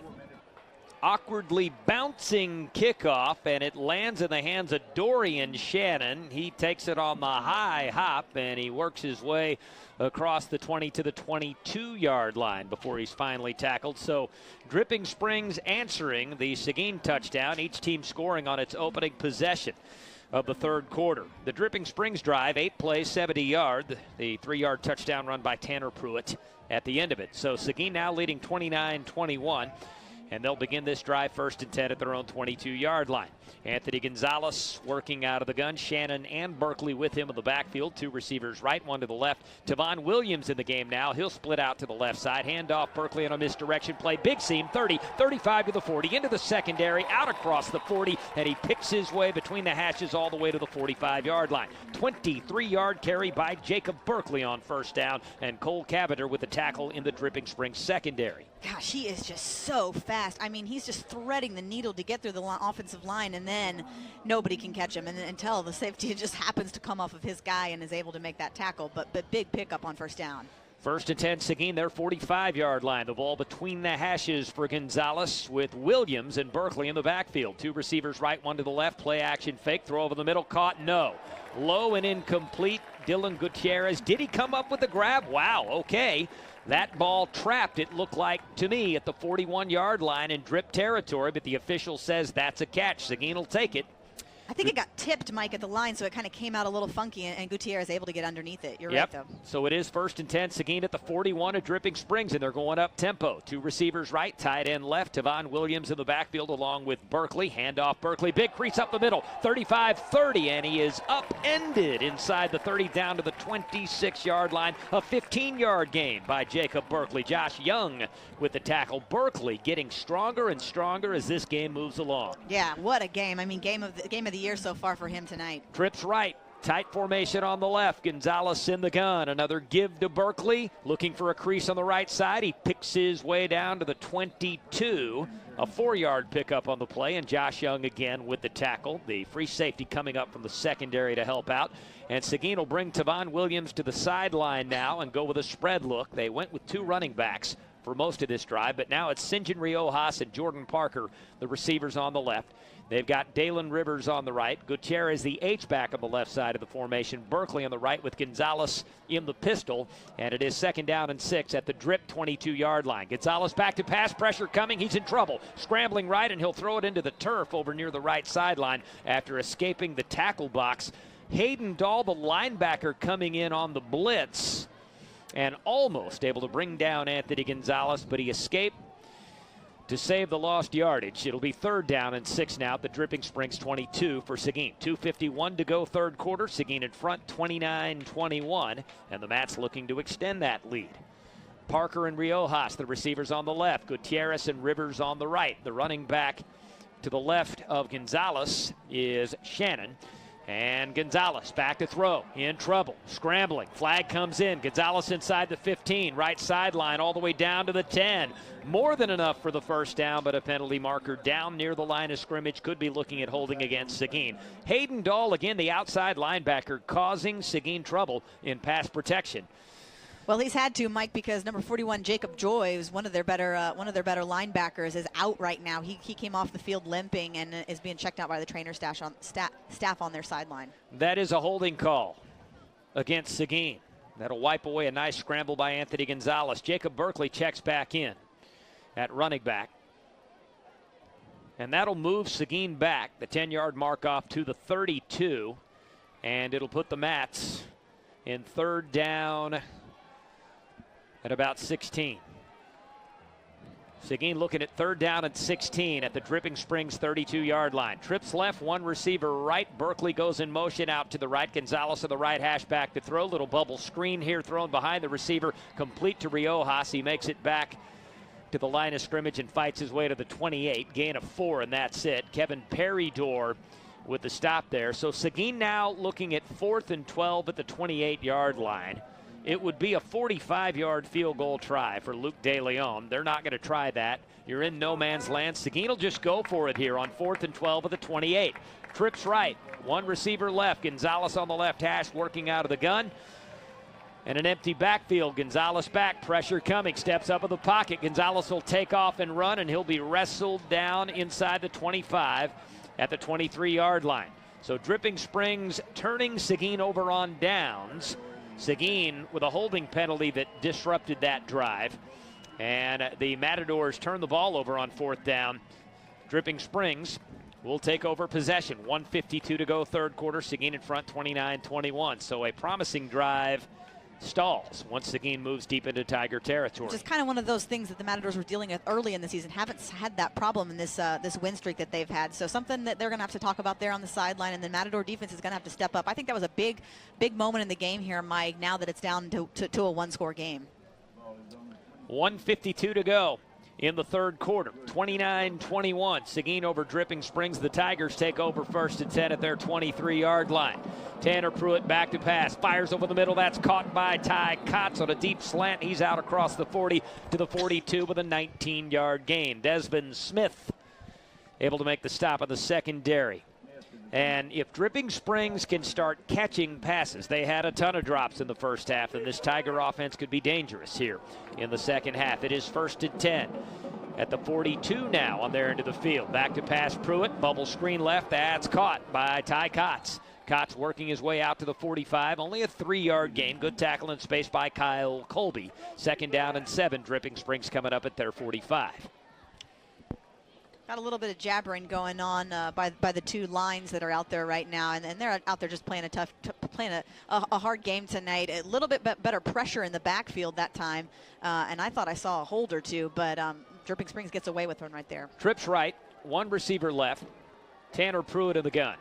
Jake Cox in the backfield. Handoff Cox. He's hit behind the line of scrimmage for a loss of a yard. An offensive lineman's helmet comes off. Jake Williamson. Darian Shannon with the tackle for loss to set up 3rd down and 8. A flag down, though. Might have a face mask on the sequence that resulted in Williamson losing his helmet. I hope they wave this flag off. Tyler Miller made a great play to just completely dupe his lineman that he was going up against, and his helmet popped off because of the hard hit that he laid on that lineman. So hopefully that's what they're talking about, because it should not be any kind of face mask.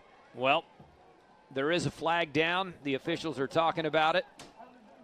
Yep, personal foul, face mask against Seguin. And that could have happened somewhere other than the play involving Jake Williamson. It might not have been his helmet being removed that actually resulted in the face mask. One would make that their first guess when you do see headgear fly off. But the 15-yard mark-off will give Dripping Springs 1st and 10 at the Seguin 41-yard line. So the Tigers trailing 29-21 with 1:03 in the third, moving into Seguin turf. And it's Tanner Pruitt in the gun. with Jake Cox, the running back, to his right. Two receivers on each side of the formation. And a timeout called here. Dripping Springs will take timeout. We'll take a 60-second break. Seguin in front, 29-21. 54 seconds left in the third on KWED. First and 10, Dripping Springs. Seguin 41-yard line out of the timeout. Tanner Pruitt takes off toward the right sideline. He's inside the 40. And a late hit here as Pruitt goes out of bounds at the 37-yard line. A 4-yard gain, and 15 will be tacked on to this. Darian Shannon with a late hit out of bounds against Tanner Pruitt. And so there's already been one 15-yard penalty for a face mask against Seguin on this drive to help the Dripping Springs cause. The Matadors in front 29-21. Each team scoring a touchdown here in the third quarter. It was 22-14 at halftime. Seguin did build a 15-point lead. Dripping Springs answering, and then the Tigers making a fourth down stop at the end of another promising Seguin drive deep in Dripping Springs territory. And now the Tigers trying to score a touchdown and perhaps tie this thing with a 2-point conversion. The 15-yard mark-off will give them first and 10 at the Seguin 22-yard line. Tanner Pruitt in the shotgun. Jake Cox, the running back, to his right. Two receivers to the right, two left, and the football on the right hash mark. Pruitt back. Pruitt hands it off to Cox. Cox trying to angle to his left. He is strung out and dropped at the 22 for no gain by Darren Taylor. The second team all-district safety from last year, playing the Rover spot in the 4-2-5 defense and playing the run well in his hybrid role. We'll see if the Matador defense can overcome those two big penalties. And again, there is just a lot of talking going on. Matadors really need to just button up right here and get back to that disciplined football like they were playing in the first half. Second down and 10, Dripping Springs on the left hash mark. The football is at the Seguin 22-yard line. Two receivers right, two left. Tanner Pruitt dropping back to pass, steps up in the pocket, rolls out to his right, throws over the middle, and that pass is caught inside the 15 all the way down at the 12 by Enzo Arnold. 10-yard gain on the play, and Terrence Brandon with a tackle. Impressive throw by Pruitt, running right and back across his body over the middle, going left. And that is the end of the third quarter. Our official game day sponsor on KWED, Yakland Chrysler Dodge Jeep Ram. Great deals, excellent selection. Winner of the Customer First Award for Excellence, Yakland CDJR, the official sponsor of Seguin Area Athletics. Fourth quarter coming up after this break. Seguin 29, Dripping Springs 21 on KWED. First play of the fourth quarter, keeper by Tanner Pruitt on first and goal from the 7, angling left, and he's dropped at the 6 after a gain of only a yard. Darian Shannon with the tackle for Seguin. To the fourth quarter we go at Matador Stadium. Seguin leading Dripping Springs 29-21. It was an 8-point game at halftime. 22-14 Seguin, each team scoring a touchdown in the third quarter. Dripping Springs now facing second and goal near the south end zone at the 6-yard line of Seguin. Pruitt back looking to throw, fires over the middle, that's caught at the 1, and diving into the end zone for the Dripping Springs touchdown is Cameron O'Bannon. Do they call him in, or do they say he's down at the 1-yard line? O'Bannon looked like he caught it, looked like he lunged across the goal line. We never saw the arms go in the air from the officials. They're talking about it now. Touchdown. I don't know why there was any sort of discussion. It was as clean a touchdown as you'll see. Yeah, I'm not sure either. It looked like maybe he might have bobbled it, and so they were wondering if his knee was down. Questioning possession, perhaps. The knee didn't go down before the ball crossed the plane. Right. But maybe he, I think one side of the line judge said touchdown. He did signal it. But and now they're talking about it here. The umpire came in and said he was down, but looks like they're putting it down for the extra point. Yeah, they're putting it down at the 3, but the offense is staying out there because they're going for 2. Right. Scoreboard operators yet to put the points on the board. It should read 29-27. Dripping Springs going for 2 to try and tie up the football game. Rolling out to the right, Pruitt. He'll throw toward the end zone. Easy grab on the right side for the 2-point conversion by Parker Alford. Darren Taylor beaten in coverage there. And that ties up the ball game. Dripping Springs has come back from 15 down, and it's 29 all with 11:13 to go in the fourth quarter on KWED. 9-play, 75-yard drive for Dripping Springs, and they've answered. Seguin had a 29-14 lead. After the opening drive of the third quarter, Dripping Springs has scored 15 straight. 6-yard touchdown pass from Tanner Pruitt to Cameron O'Bannon. Then the 2-point conversion pass from Pruitt to Parker Alford. And we're knotted up. 29 points apiece. So this battle for first place, outright possession of the District 12 5A Division I lead has lived up to its billing. Seguin was able to create a 15-point cushion. They've been in control, you felt like, for a good part of this game, but Dripping Springs has come fighting back, and let's see if Seguin has an answer now. Fourth quarter, game tied at 29 all. As a high school football fan, couldn't have asked for a better game than this. Seguin fans, well, they'd like to still have that double-digit lead. A little more trepidation now. They were going nuts in this place when it was a 15-point margin. Squib kick goes out of bounds. You wonder if that was by design for Dripping Springs. It was a squib along the ground that it goes out inside the 30-yard line on Seguin's end of the field. And the Mats will come out and take possession. Let's see what Seguin has in store offensively. The last drive was good. It was good. It was good. They moved the ball into Drip territory, then they stalled. Dripping Springs able to get some pressure, in particular from Hayden Dahl, the outside linebacker, and then a penalty, holding penalty. Those have been problematic from time to time tonight for Seguin. Yeah, that's their sixth penalty tonight, and a majority of those have really hurt the Matadors. The last couple games when they've had these penalty problems, they've been able to overcome them. And tonight, it's really been an issue of stalling drives and continuing drives for Dripping Springs. Here we go. Seguin with the ball, 1st and 10 at their own 30-yard line. Gonzalez to the gun, Berkeley to his left. Jalen Mickles in the game at receiver. Split to the left along with Jordan Parker. Dalen Rivers, the wide out on the right side of the formation. Football's on the right hash for Gonzalez. Drops back, has it. And this play whistled dead. A flag comes flying in. Do we have a false start here? That appears to be the case. And that'll move Seguin back 5 yards and make it 1st and 15 at the 25. So Jalen Mickles, we have not seen him at wide receiver the entire season. His older brother, Michael Mickles, played that position last year for the Matadors. But it's Jalen, along with Dalen Rivers and Jordan Parker, split to the left. Tight formation on the right. Gonzalez to the gun.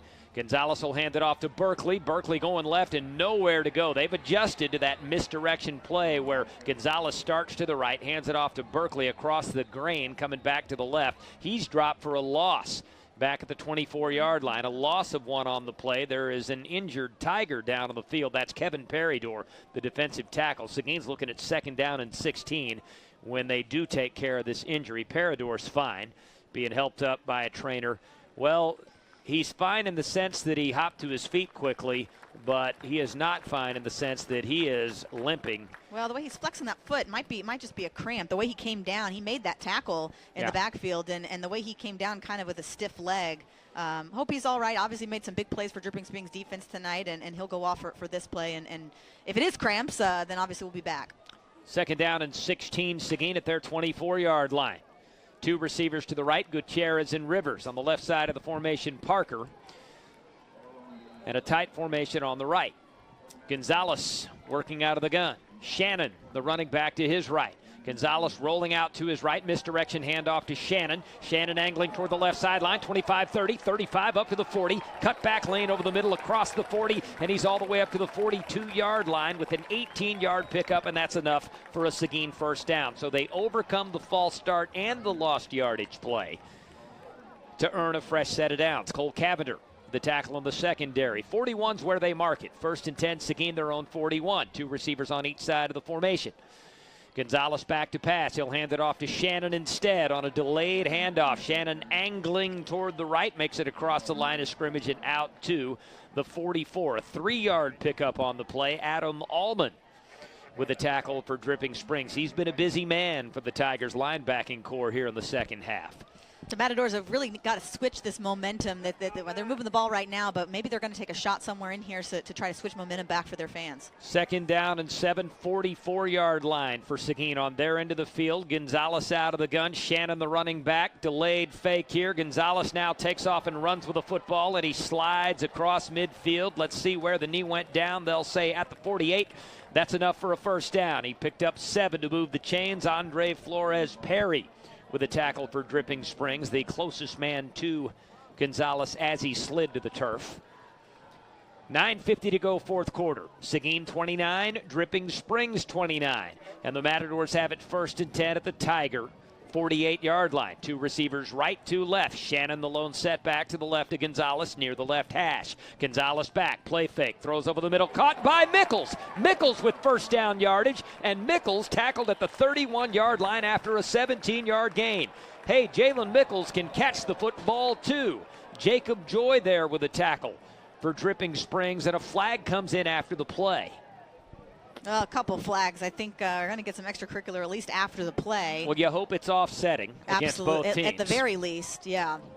Sometimes your quarterback gets a backup quarterback right now, but he is across the field and he is a receiver, and when he gets hit or sat on a little bit too long, some of those teammates are going to come in there and try to help him up. You've got to just hope that these either offset or maybe Dripping Springs came up with a little bit too much aggressiveness after that. Draven McKnight's coming into the game. A personal foul on Dripping Springs, and they haven't called one. Yes, they have against Seguin, so those will offset, and the result of the play stands. That's good news for Seguin. Draven McKnight's going to come in and play wide receivers. He of the 50-yard rushing touchdown on the end around in the McCallum game last Thursday. It'll be 1st and 10, Seguin at the 31-yard line. So with Hayden Haas injured and not available most of this game after making that early 22-yard catch, some other players giving valuable snaps to Seguin at wide receiver. McKnight and Mickles in the game at receiver right now. 1st and 10 at the Drip 31. Gonzalez to the gun, Shannon the running back. Option play out on the perimeter here. Gonzalez with the pitch to Shannon, looking for a seam, angling toward the left sideline, and he goes out at around the 25-yard line. A good gain there. Let's see where they mark it with the pile clearing. 24, that's a 7-yard pickup. Andre Flores-Perry with the stop for Dripping Springs, pushing Shannon out of bounds. Great read by Anthony Gonzalez right there, sucking in the defense and then making the pitch at the very last second, able to get a couple more yards. 2nd down and 3 at the 24-yard line of Dripping Springs for Seguin. The Mats tied with the Tigers 29 all and trying to reclaim the lead. Gonzalez working out of the gun. Shannon the running back to his right. 2 wide outs of the formation. Handoff to Shannon with a big crease up the middle. He's inside the 15. He's still on his feet to the 10, and he's tripped up from behind inside the 10, close to the 5-yard line. Lane Dominy with the tackle in the secondary there. Let's see where they mark it. They're going to mark him down at the 3. So it'll be 1st and goal, Seguin at the 3-yard line after a physical run by Darian Shannon. He's to the right of Gonzalez in the gun on the right hash mark. Handoff to Shannon. Shannon is hitting the backfield, and he was able to lunge ahead back to the line of scrimmage and turn that into a net gain 0. Nico Ramirez with a tackle for Dripping Springs. It'll be 2nd and goal. Draven McKnight comes to the sideline. The tight end Jeremiah Cano's in the football game now. So is the fullback Marcus Washington. So a heavier package here.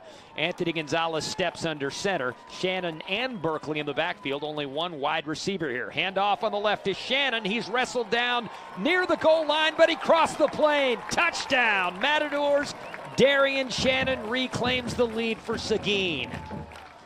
Gotta love those icebox pads that Darian Shannon has. I mean, he's just a physical guy, hard to get down. Such a different speed to, well, really, they both have speed, both Jacob Berkeley and Darian Shannon, but just a different kind of guy to get down. He'll run right at you, square his pads up, and run at your mouth, whereas Jacob Berkeley can kind of get a little shifty. Yeah, he's the thunder to Berkeley's lightning. I like what you did there. That's an overused cliche for running back tandems, but it's nice to have one if you're a Seguin fan. No doubt. Garrett Stiles to attempt the PAT, angling a bit left, but it is between the uprights and good. Seguin reclaims the lead, 36-29 over Dripping Springs. 7:57 to go in the 4th quarter on KWED. Luke DeLeon kicking off for Seguin. A flat kick end over end taken by Kotz out across the 15 to the 20 to the 25, and he is wrestled down at the 27-yard line by Tanner Sheely of Seguin. The Matadors reclaim the lead. They're in front 36-29 over Dripping Springs now. 7:48 to go in the game after a 10-play, 70-yard drive and a 3-yard rushing touchdown from Darian Shannon. Seguin was up 15, 29-14 midway through the 3rd quarter. Dripping Springs answering with back-to-back touchdowns and a 2-point conversion after the 2nd one to tie things up. Seguin comes up with an answer. And so now, can the Matador defense come up big with a red-hot Dripping Springs offense. Well, they went back on the field. They went into halftime with 2 3-and-outs and then have been scored on twice here in the second half. So got to stand up here for the third series by Dripping Springs. 1st and 10, Dripping Springs. The football at their 26-yard line. Pruitt back. He'll hand it off to Jake Cox, and he's hit behind the line of scrimmage for a loss of a yard. Dropped at the 25 by Tanner Sheely. Sheely doing some outstanding work at inside linebacker when Darian Shannon was hurt in the early part of the season. Couple of double-digit tackle games on his ledger. And was there a flag down on the last play? Yeah, after the play. A personal foul against Seguin. And that'll give 15 yards to Dripping Springs and negate what was a terrific defensive play by Tanner Sheely. Able to make the tackle for a 1-yard loss. So they'll move Dripping Springs ahead 15. And the Tigers, with 7:39 to go in the fourth quarter, down by 7, will have the football 1st and 10 at their 41-yard line. Parker Arford and Enzo Arnold, the 2 receivers on the right. On the left side of the formation, Cameron O'Bannon and Ty Cox. And the running back, Jake Cox, to the right of Tanner Pruitt. He'll work out of the shotgun with the football between the hashes. And one of the officials explaining exactly what happened to Seguin head coach Travis Bush. And Travis Bush is not content with that explanation, walking closer to the official and asking for a little bit more confirmation on what the last call was. I think he's satisfied now. Not happy, but well, 8th he penalty of the understands night. what was called. Yeah. Right, yeah. And that's penalty. uncharacteristic. They've avoided that for the Absolutely. most part since the early part of the season. So it is 1st and 10, Dripping Springs. Alford in the slot on the left. Arnold, the wide man on that side. Seguin crowd on their feet making some noise. The slot man left is Cameron O'Bannon. The wide man over there is Ty Cox. Jake Cox, who's had a relatively quiet night running the football for a guy averaging 8.5 yards a carry, piling up 868 yards in the first 6 games of the season. He lines up to the right of Tanner Pruitt. The play clock finally winding here. The officials are done talking. Pruitt's dropping back to pass. Steps up in the pocket. He'll sling it deep over the middle. Jordan Parker unable to make the play. The grab by Alford. He's off to the races and gone. Touchdown, Dripping Springs. At around the 25-yard line, a jump ball between Parker Alford and Jordan Parker. Parker fingertips away from knocking that thing down. But the battle won by Alford, and he takes it to the house. Well, not only knocking it down, Jordan Parker almost came down with that. It just slipped out of his fingers. Again, he goes up for those jump balls, and he's making them on offense. It's a tough task for having him out there playing literally all 3 phases of the game, and he's done a really good job in defense. Gets beat right there, but almost comes up with a good turnover for the Matadors. The PAT kick on the way. And that's down the middle and good. We are tied up again. 7:23 to play fourth quarter. Seguin and Dripping Springs each with 36 on the board. And we're back after this break on KWED. 3-play, 73-yard drive for Dripping Springs and a 59-yard touchdown pass from Tanner Pruitt to Parker Alford. The 41, the line of scrimmage on that play. The jump ball at around the 25 of Seguin between Alford and Seguin's Jordan Parker, and Parker almost knocking it down with a chance, you thought, when they were both in the air of maybe coming up with the pick. But Parker able to win the battle in the air, or Alford. There's a Parker in both of those names. Parker is the receiver's first name. Parker is the defensive back's right. last name. And it was Mr. Alford coming up with that football as Jordan Parker fell to the turf, and then an easy sprint to the end zone for the final 25 yards of that play. And here we are in a game every bit as you could have asked for, living up to its billing. District 12 5A Division I lead on the line tonight. The winner will have sole possession of first place. And the first time in a Week 9 game, Seguin's been in this situation in 12 years, and it's 36-36. Tied up. Seguin and Dripping Springs, 7:23 to go on the fourth. Another squib kick. Gonzalez has it for Seguin. Jose Gonzalez. He's out across the 30 and up to the 34-yard line. There's a guy who doesn't get his hand on the football much. He had an interception in the season opener against Antonian. One of the upbacks on the return team, and Gray Patterson there with a tackle for Dripping Springs. So the squib strategy, keeping the ball away from Seguin's explosive playmakers, but yielding some good field position to a good Matador offense. Seguin will take over in a tie game, 1st and 10 at their 34-yard line. And the Mats here in the fourth quarter, again driving from our right to our left toward the north end zone. Anthony Gonzalez in the gun, Jacob Berkeley, the running back, to his left. Jalen Mickles playing slot receiver on the left side of the formation.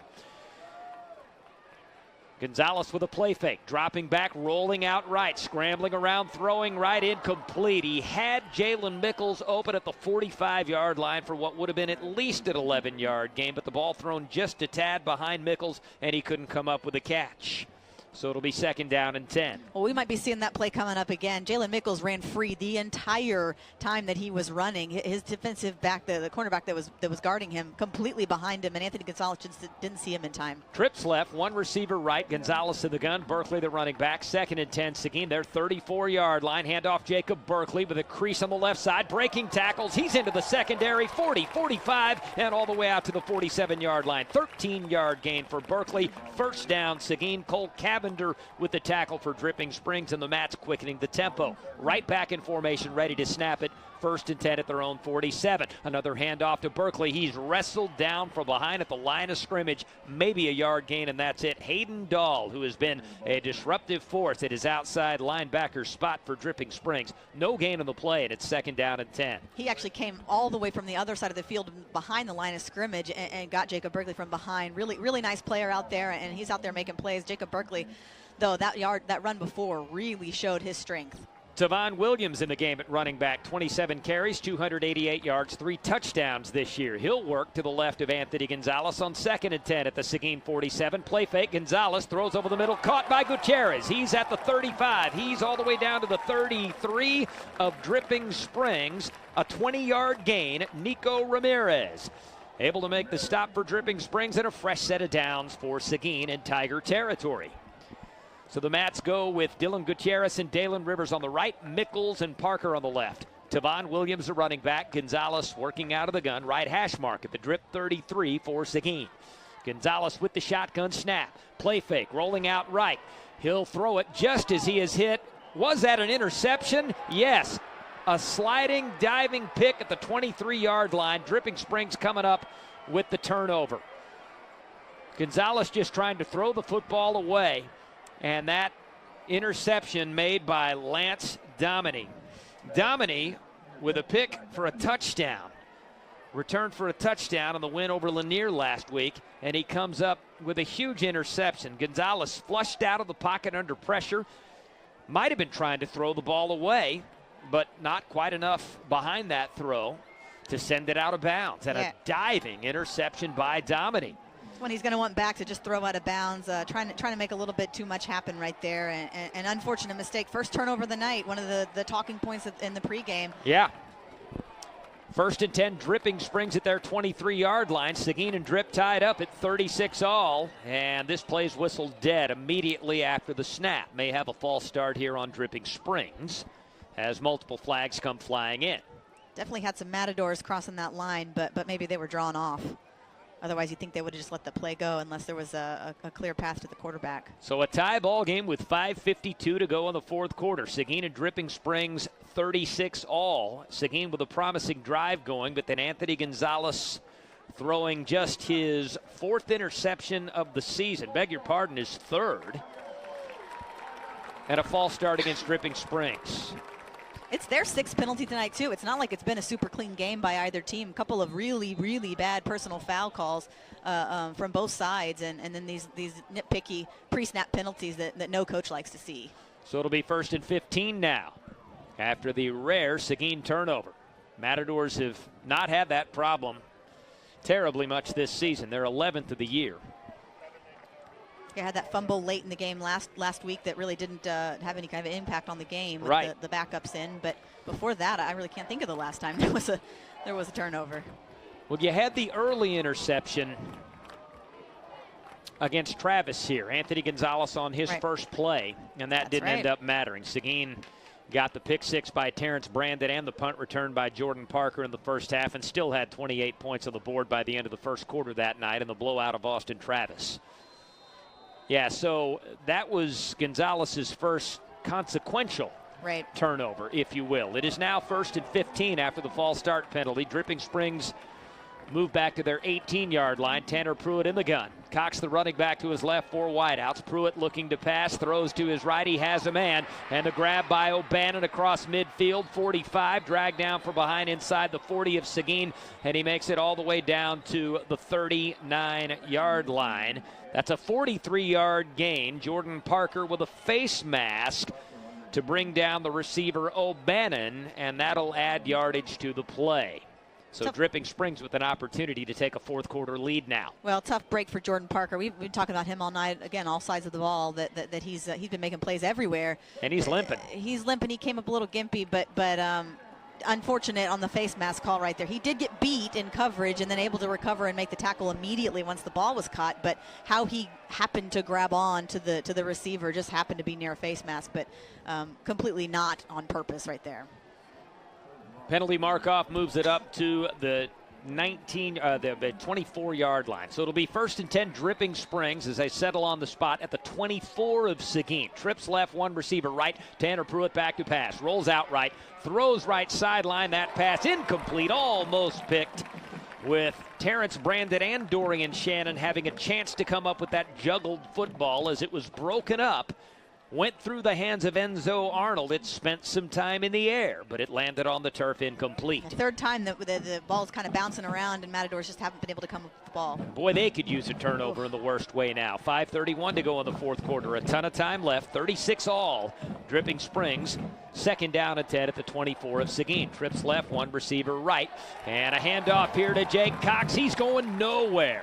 Dropped back at the 25 for a loss of a yard. Chance Hernandez and Carson Jenkins combining to make the stop in the middle of that Seguin defense. Well, they're getting beat in the pass game right now, so big third play coming up. You got to know that it's 4-down territory. Yeah. And a pass play probably coming up. Run defense is doing a good job. They marked that at the 26, a 2-yard loss. It's 3rd down and 12. Dripping Springs, 2 receivers left, 1 on the right side of the formation. And now trips to the left, and a flag comes flying in. 13 on the play clock, no delay here, so a false start against Dripping Springs. That'll turn 3rd and 12 into 3rd down and 17. And even now, at the 26-yard line, you were on the very cusp, the very edge of Coleman Chapman's field goal range. His long 41, he missed earlier tonight from 43. And now you move out of it. And Drip thinking 4-down territory without a doubt. They'll be looking at 3rd and 17. And this is where Seguin needs to make a stand defensively.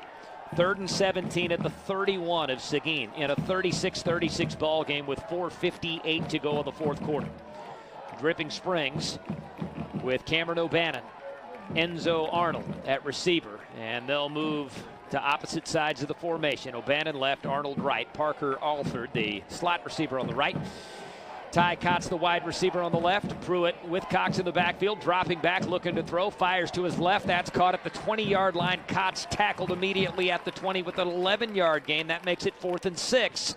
Des Von Smith with the stop immediately after the catch. And let's see where they spot the football, either the 20 or the 21. It'll be closer to the 21. It's going to be 4th and 7 now. And this will be a 38-yard field goal try for Coleman Chapman. It looks like they'll bring Chapman out and ask him to give Dripping Springs the lead. With the line of scrimmage the 21, so it'll be a 38-yard field goal. Waiting on the snap. It is back. The kick's in the air. Plenty of leg. This looks good from here. That is between the uprights. No, it isn't. It angled to the right. He had enough leg, but he pushed it out to the right. No good. Seguin comes up with a huge defensive stand deep in their own territory. That ball came off the tee and off the foot of Chapman with plenty of distance. Looked like it was going to sneak through, but then it drifted right and missed. So Seguin forcing a field goal. Chapman misses, and the game still tied with 4:04 to go in the fourth quarter. 36 all. And the Matadors will have the football back at their 21-yard line. Big stand defensively. Huge. And Anthony Gonzalez will work out of the shotgun with Jacob Berkeley to his right. Trips to the left. One receiver on the right side of the formation. Play fake. Gonzalez looking to throw. Flushed out. Scrambling right. He'll sling it toward the sideline and throw it away. Everybody covered. And the pressure caving in on Gonzalez. A wise decision there. Jalen Mickles was in the game at receiver. He'll check out.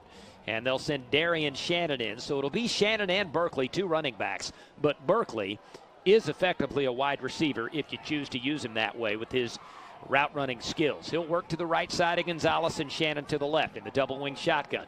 2 receivers left. Jordan Parker by himself on the right. And now Shannon goes in motion out to the right on 2nd down and 11. They'll hand it off to Berkeley coming left. Cut back lane over the middle. He is hit hard across the 20 and up at the 23-yard line. Gain of only 2 on the play. 3rd down and 8 coming up for Seguin. And the tackle there by Colin DeWitt of Dripping Springs. Biggest play of the game right here, Mike. I mean, the Matadors are you're clearly going to have to punt it away if you don't pick this up. So a big 3rd down right here. Mats need to convert. 2 receivers right, Mickles and Parker. 1 man on the left side of the formation. Anthony Gonzalez in the gun. Dylan Gutierrez, the H-back on the right side. And now they move Jordan Parker out to the left, the only receiver on that side. Berkeley, the running back. Gonzalez back to pass, scrambling right, in trouble, slings it up the right sideline and had to throw it away. The pressure coming from the backside. It was Adam Allman, the linebacker, chasing down Anthony Gonzalez from his backside, flushing him out of the pocket before anything could develop downfield. So Seguin, after making a big defensive stop, forcing a missed Dripping Springs field goal, they go 3 and out, and they'll have to punt the football away with 3 minutes and 11 seconds to go in a tie ball game, 36 all. Well, and you call on that defense that's been your calling card all year long. They've been the one that's kept you in games to make another stop here late in this game. Lane Dominy on his side of midfield for Dripping Springs at the 46, waiting on the Martin Rivera punt. And this, a wobbly, towering kick, good hang time. It bounces at midfield, it back checks in Dripping Springs' favor, then bounces back the other way with a Seguin roll down to the 47. So Dripping Springs will have tremendous field position here. 3:01 to go in the 4th quarter. 36-36, tie ball game, and the Matadors will have to call on their defense. It's they've really played well tonight, Mike. They've given up some big plays, yes, but they've had a few 3 and outs and really pressured that field goal in the last time that the Dripping Springs offense was out on the field. So they've come up with their stops. It's really just been these penalties that have just put them up against a wall and allowed Dripping Springs to keep the momentum. 1st and 10, Dripping Springs at their own 46-yard line as they drive toward the south end zone, left to right as we see the field here at Matador Stadium. Pruitt back out of a single back set of the shotgun, looking to throw. Fires it deep up the left sideline. Incomplete. Jordan Parker, no, that was Dorian Shannon holding up in coverage against the intended receiver on that deep route up the left sideline. And that was Ty Kotz, and it'll be 2nd down and 10. 3 minutes to go in this game, and both teams have shown that they can score quickly, so no surprise they're going for the big one on 1st down. 2 receivers right, 2 left. 2nd down and 10. Dripping Springs at their 46. Pruitt back. He'll run the football here with a crease up the middle. He's on the other side of midfield, and he picks his way down to the 46 with a gain of 8. 3rd down and 2 for Dripping Springs. Gabriel Gutierrez with the stop for Seguin. And it's 3rd and 2 now for the Tigers at the Seguin 46-yard line.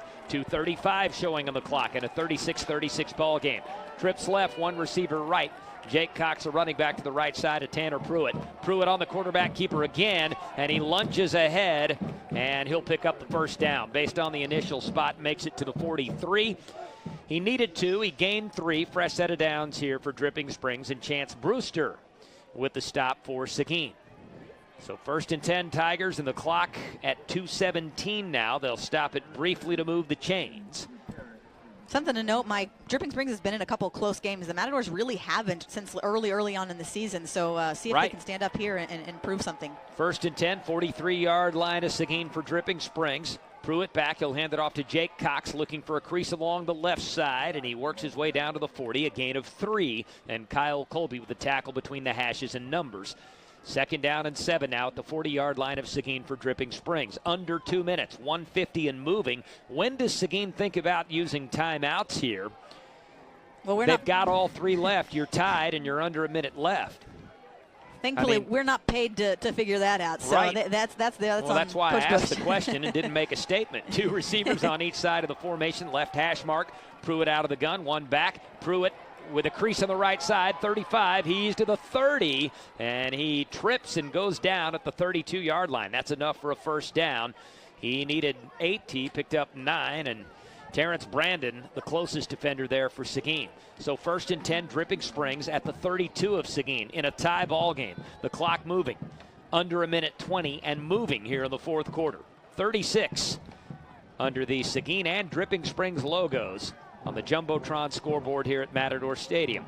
Tied up, and it's 1st and 10, Dripping Springs at the Seguin 32. 2 receivers left, 1 to the right, tight end on the left. Pruitt here will hand it off to Cox. Cox trying to bounce it outside, and he's hit behind the line of scrimmage by Darren Taylor. Dropped at the 35 for a loss of 3, and the clock under 1 minute to go now. Seguin is putting this game in the hands of its defense. The thought of stopping the clock so the offense will get the ball back if Dripping Springs score, out the window. Dripping Springs is out of field goal range right now. They've got it at the 35-yard line, facing 2nd and 13 with only 31 seconds to go, and they're not in a particular hurry here. Pruitt throwing over the middle here, incomplete through the fingertips at the 10-yard line of Parker Alford and Jordan Parker. The Parker first name against the Parker last name, and Seguin, their Parker, Jordan, winning that battle in coverage with a hard throw through the fingertips of Alford. 25.2 seconds left. Clock stopped. And Dripping Springs with a football at the 35-yard line of Seguin, facing 3rd down and 13. Before that throw, though, Mike, it seemed like Dripping Springs was just kind of content with running the ball up the middle and maybe give their field goal kicker a kick there at the end of the game. Yeah, they were not exactly in attack mode. They use a timeout. We're going to keep it right here and not miss a game-deciding play. This is everything we thought it would be. A shootout here in the second half, and both defenses making some big stops, and those playmakers making big plays. Hayden Haas, arguably the best wide receiver on the Matador side, is on the Matador sideline, out hurt with a bruised hip and back. So not having him, so many guys have just stepped up. But right here, again, you're calling on your defense, and it may come down to a special teams play here if the Matadors can make a stop on 3rd down. Hayden Haas with his helmet on, and you could tell he wants to be out there. Sure, he's walking around. He's antsy. So, Seguin now trying to come up with a stop and send this game to overtime. It is going to be 3rd and 13, Dripping Springs at the 35. Again, the long field goal this season for the Tigers kicker Coleman Chapman is 41 yards. You need to move it to the 24 to set that up if he is to match his season long. He just connected, or tried to connect, from 38 and came up short. He's missed 2 tonight, from 43 and from 38. To get within the range that he's made this season already, you need to reach the 24. That would be an 11-yard pickup. It's 3rd down and 13 out of the timeout. Dripping Springs left hash mark at the Seguin 35. 2 receivers on each side of the formation. Pruitt back. Pruitt looking to throw. Pruitt all kinds of time. Fires to his right. A low throw. Did he come up with the grab? Yes. At the 27-yard line with 15 seconds to go. And Terrence Brandon there with a tackle. So right now, at the 27, field goal range for Coleman Chapman would be a 44-yarder. There's only 11.6 seconds to play. And another timeout used here by Dripping Springs. That's their last one. They cannot stop the clock again. So what is Dripping Springs thinking here? One shot at the end zone. And make sure you don't run anything where, well, if you get a first down, you can always clock it.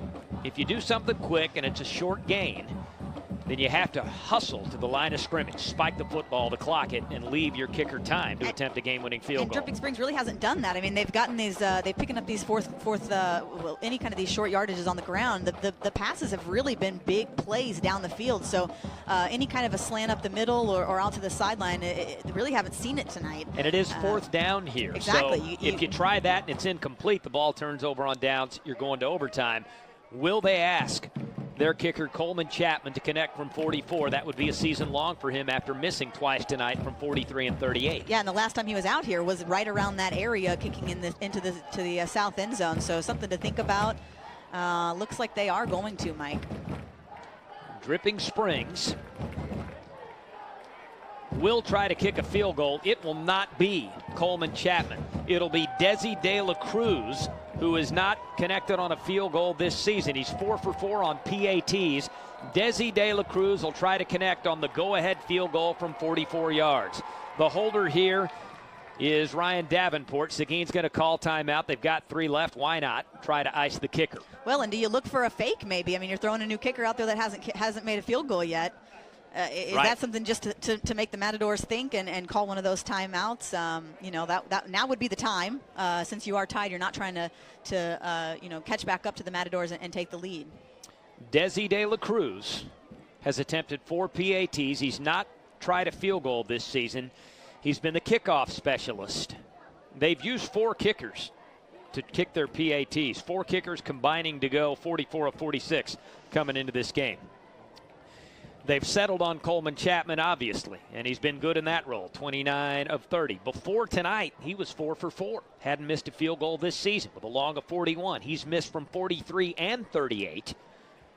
And they'll give Desi De La Cruz a chance to give them the lead. 11.6 seconds on the clock. Seguin and Dripping Springs tied, 36 all. Desi De La Cruz about to try a 44-yarder to give Dripping Springs the lead. Snap comes back. Was a timeout called again. This kicks in the air, and it didn't go in. It did not make it quite through the uprights. Another timeout called by Seguin. Do you ice a kicker who hadn't kicked one all season? Well, he just pushed that one right, but I don't know. The icing the kicker always makes me nervous, Mike. Maybe one. I don't know. You call all 3 timeouts right now just to do all it? the data and all the actual studies and statistics gathered on that shows that there's really no such thing as icing the kicker. Well, this is a junior percentages kicker. Are no, I know, but the percentages are no different. Sure, but yeah, the ice, because I feel like if I'm the kicker and you call these 2 timeouts to ice me, it's just going to make me more mad. So that's my opinion of it if I were out there coaching. But Coach Bush clearly knows what he's out there doing and has his team in a position here to hope to get to overtime. Let's see if they're able to block this kick or he misses it and they come up with a stop. I mean, how big is that defensive stop right there, giving the ball back near the 50-yard line right at the end of the game? Well, Seguin has 1 timeout left, and they could use it to again try to ice Desi De La Cruz. 11.6 seconds showing on the clock. 36-36, tie ball game between Seguin and Dripping Springs with first place in District 12 5A Division I on the line. Look who's walking out there, Mike. And the offense is out there now. They won't even try a field goal. Tanner Pruitt's out there now on a 4th down play. And Pruitt rolling out right. He's looking. Pruitt still looking. He throws right. That catch out of bounds. Way out of bounds. 2 yards out of bounds. Incomplete. The ball turns over on downs. Dripping Springs elects not to even try a go-ahead field goal. And with 7.6 seconds remaining, Seguin takes over on downs. The Matadors will be able to snap it, and it looks like, unless they come up I mean, we've seen crazier with a things. 73-yard touchdown, it looks like this game could go to overtime. They'll split Jalen Mickles and Dalen Rivers wide to the right. Dylan Gutierrez, the slot receiver on that side. Jordan Parker, the receiver on the left side of the formation. Left hash mark for Anthony Gonzalez. Berkeley in the backfield. Gonzalez waiting on the snap. Gonzalez will hand it off to Berkeley. Berkeley breaking a tackle, 35 to the 40. Right sideline out to the 45. Still on his feet, and he goes out of bounds at the 46-yard line with time expired. So, hey, that's 19 more yards on the ledger of Jacob Berkeley's rushing total. We are headed to overtime. Seguin and Dripping Springs going to overtime to decide first place in District 12 5A Division I. The game tied 36 all, and they'll go through the procedure, the coin toss, to see who plays defense and who has the ball first in an alternating possession overtime, with each team having it at least once at the opposing 25. We're back with overtime after this break on KWED. Mike McBride and Ivy Meehan back with you at Matador Stadium. Could a high school football game billed as a great game, hyped up all week as a great game, live up to its billing any more than this one has? Because they don't always. Right. But Seguin and Dripping Springs, biggest game in Week 9 with district title implications on this field at Matador Stadium since 2006 when Seguin beat Westlake by a touchdown to grab sole possession of first place in what was then District 25 5A. Well, tonight, Seguin and Dripping Springs both 4-0 in district play. And first place on the line in District 12 5A Division 1 in Week 9 here at Matador Stadium. We're going to overtime. The game tied up 36-all. Seguin led 22-14 at halftime. The Matadors did build a 15-point lead after scoring on the opening drive of the third quarter. Went up 29-14. Dripping Springs came storming back, and the team's fighting it out through the fourth quarter and knotted up 36-all going to overtime. So Dripping Springs, it appears, won the toss. You typically elect to play defense first. I actually think the Matadors did. The Dripping Springs is picking which side of the field. Yeah. And I saw some Seguin fans clapping when they were announcing it. Just missed the announcement, though. Yeah, so you pick the side of the field if you don't win the toss. You typically choose to play defense first when you win the toss, so you know what you have to do. Unless you're in the NFL. I don't even want to don't get me started on the NFL overtime rules. Well, what the official signaled there, looks like Seguin's going to have the ball first. Interesting. But he gave the hand signal as if Seguin was receiving a kickoff. Well, there's not a kickoff in overtime. Right, yeah, and Bush looks a little confused, too, walking out halfway onto the field trying to get a call. Yeah, that's interesting. So the officials are talking about it. Maybe they're as antsy as I am. I mean, I can't handle games like this. We haven't had any of these games like this year, last 2 years, really. Yeah. And credit Dripping Springs for coming back from the 15-point deficit. They knotted it up at 29-all. Seguin reclaiming the lead. The touchdown run by Darian Shannon at the end of a 70-play drive with a little less than 8 minutes to go in the fourth quarter. Dripping Springs then tying things up with a long touchdown pass from Tanner Pruitt to Parker Alford. And they had the ball all the way down in Seguin territory with what we thought was going to be a 44-yard field goal try from Desi De La Cruz.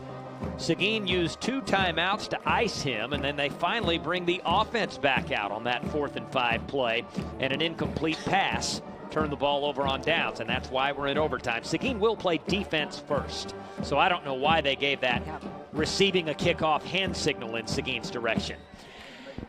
They're nervous. The first overtime period, and Seguin will play defense first. It'll be 1st and 10, Dripping Springs with the football at Seguin's 25-yard line. The Tigers with Tanner Pruitt working out of the gun. Cox, the running back, to his right. Man comes in motion left to right.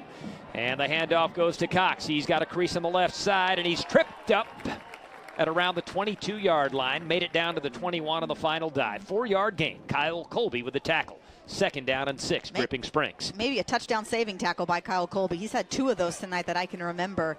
Just a guy that's all over the field and made that shoestring tackle and really had a lot of green space between Cox and the end zone right there.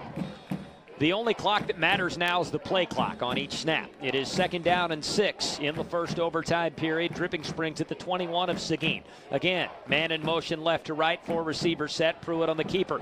Pruitt with a crease inside the 25, and he powers ahead to the 17-yard line. Able to pick up 4 on the play. 3rd and short coming up. And the tackle there by Carson Jenkins in the middle of that Seguin defense. 3rd down and 2 at the 17 for Dripping Springs. Well, and you're already in field goal range. Obviously, you start at the 25, and with this big leg that Dripping Springs has, although he's had 2 of them missed tonight. So you never know here on 3rd down.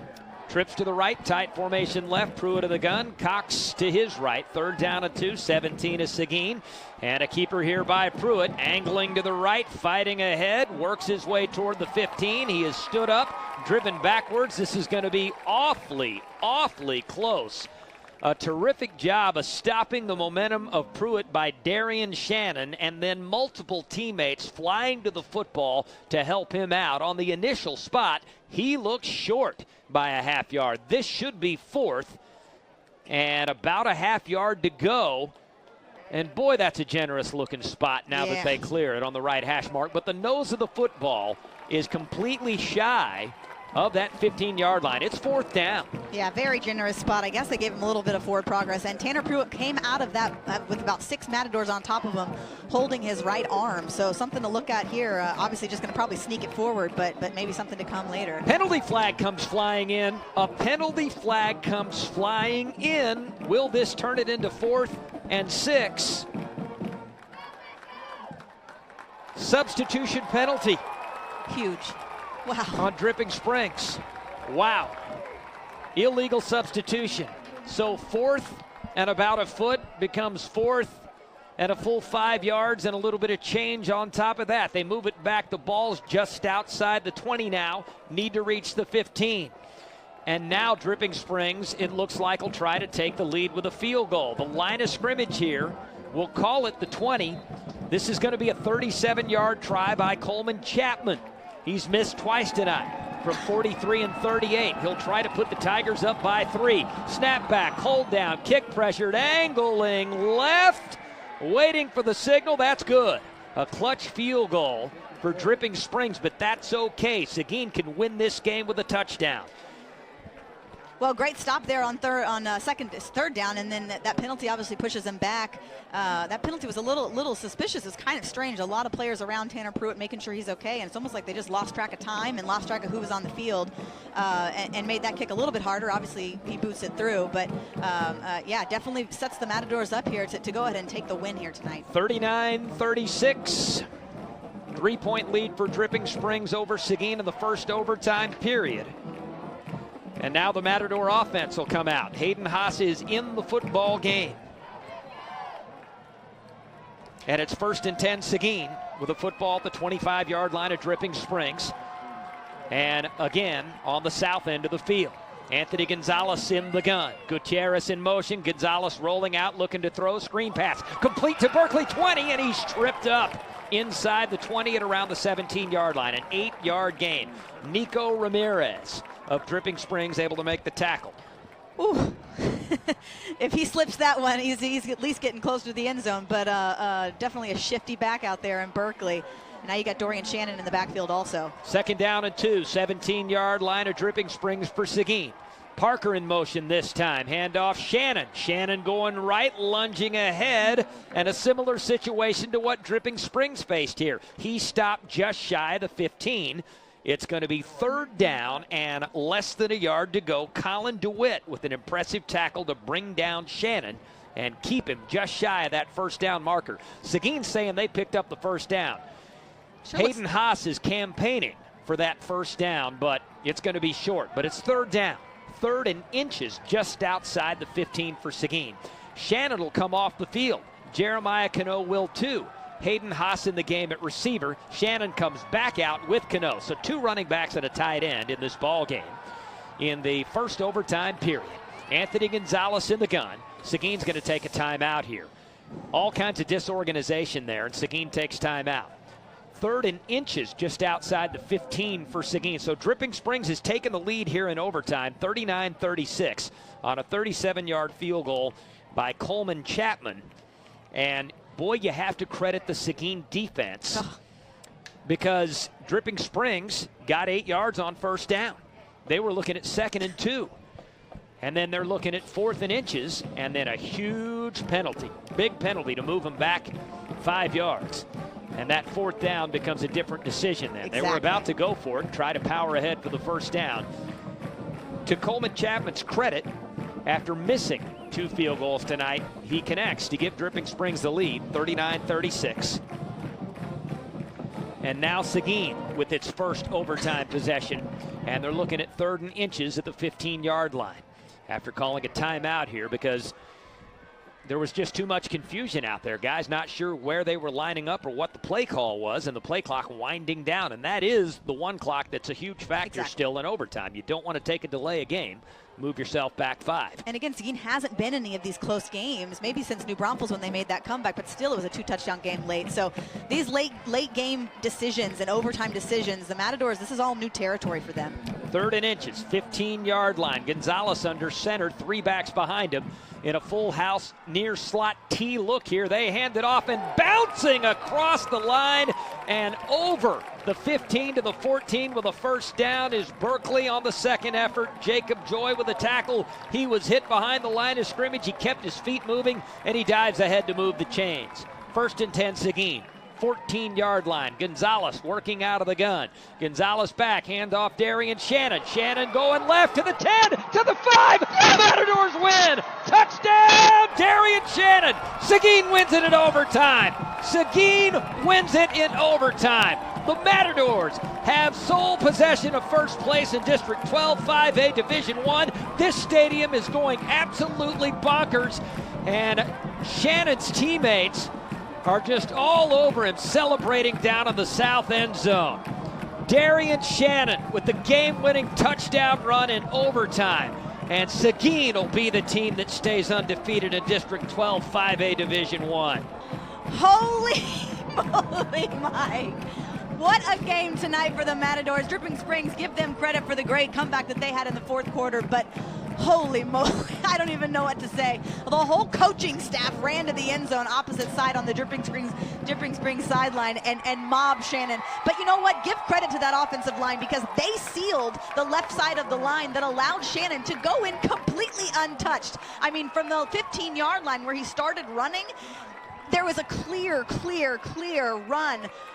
Just easy for him to run right in. I mean, he had to turn on the jets there so he wouldn't get caught from behind. But what great, beautiful blocking by that offensive line.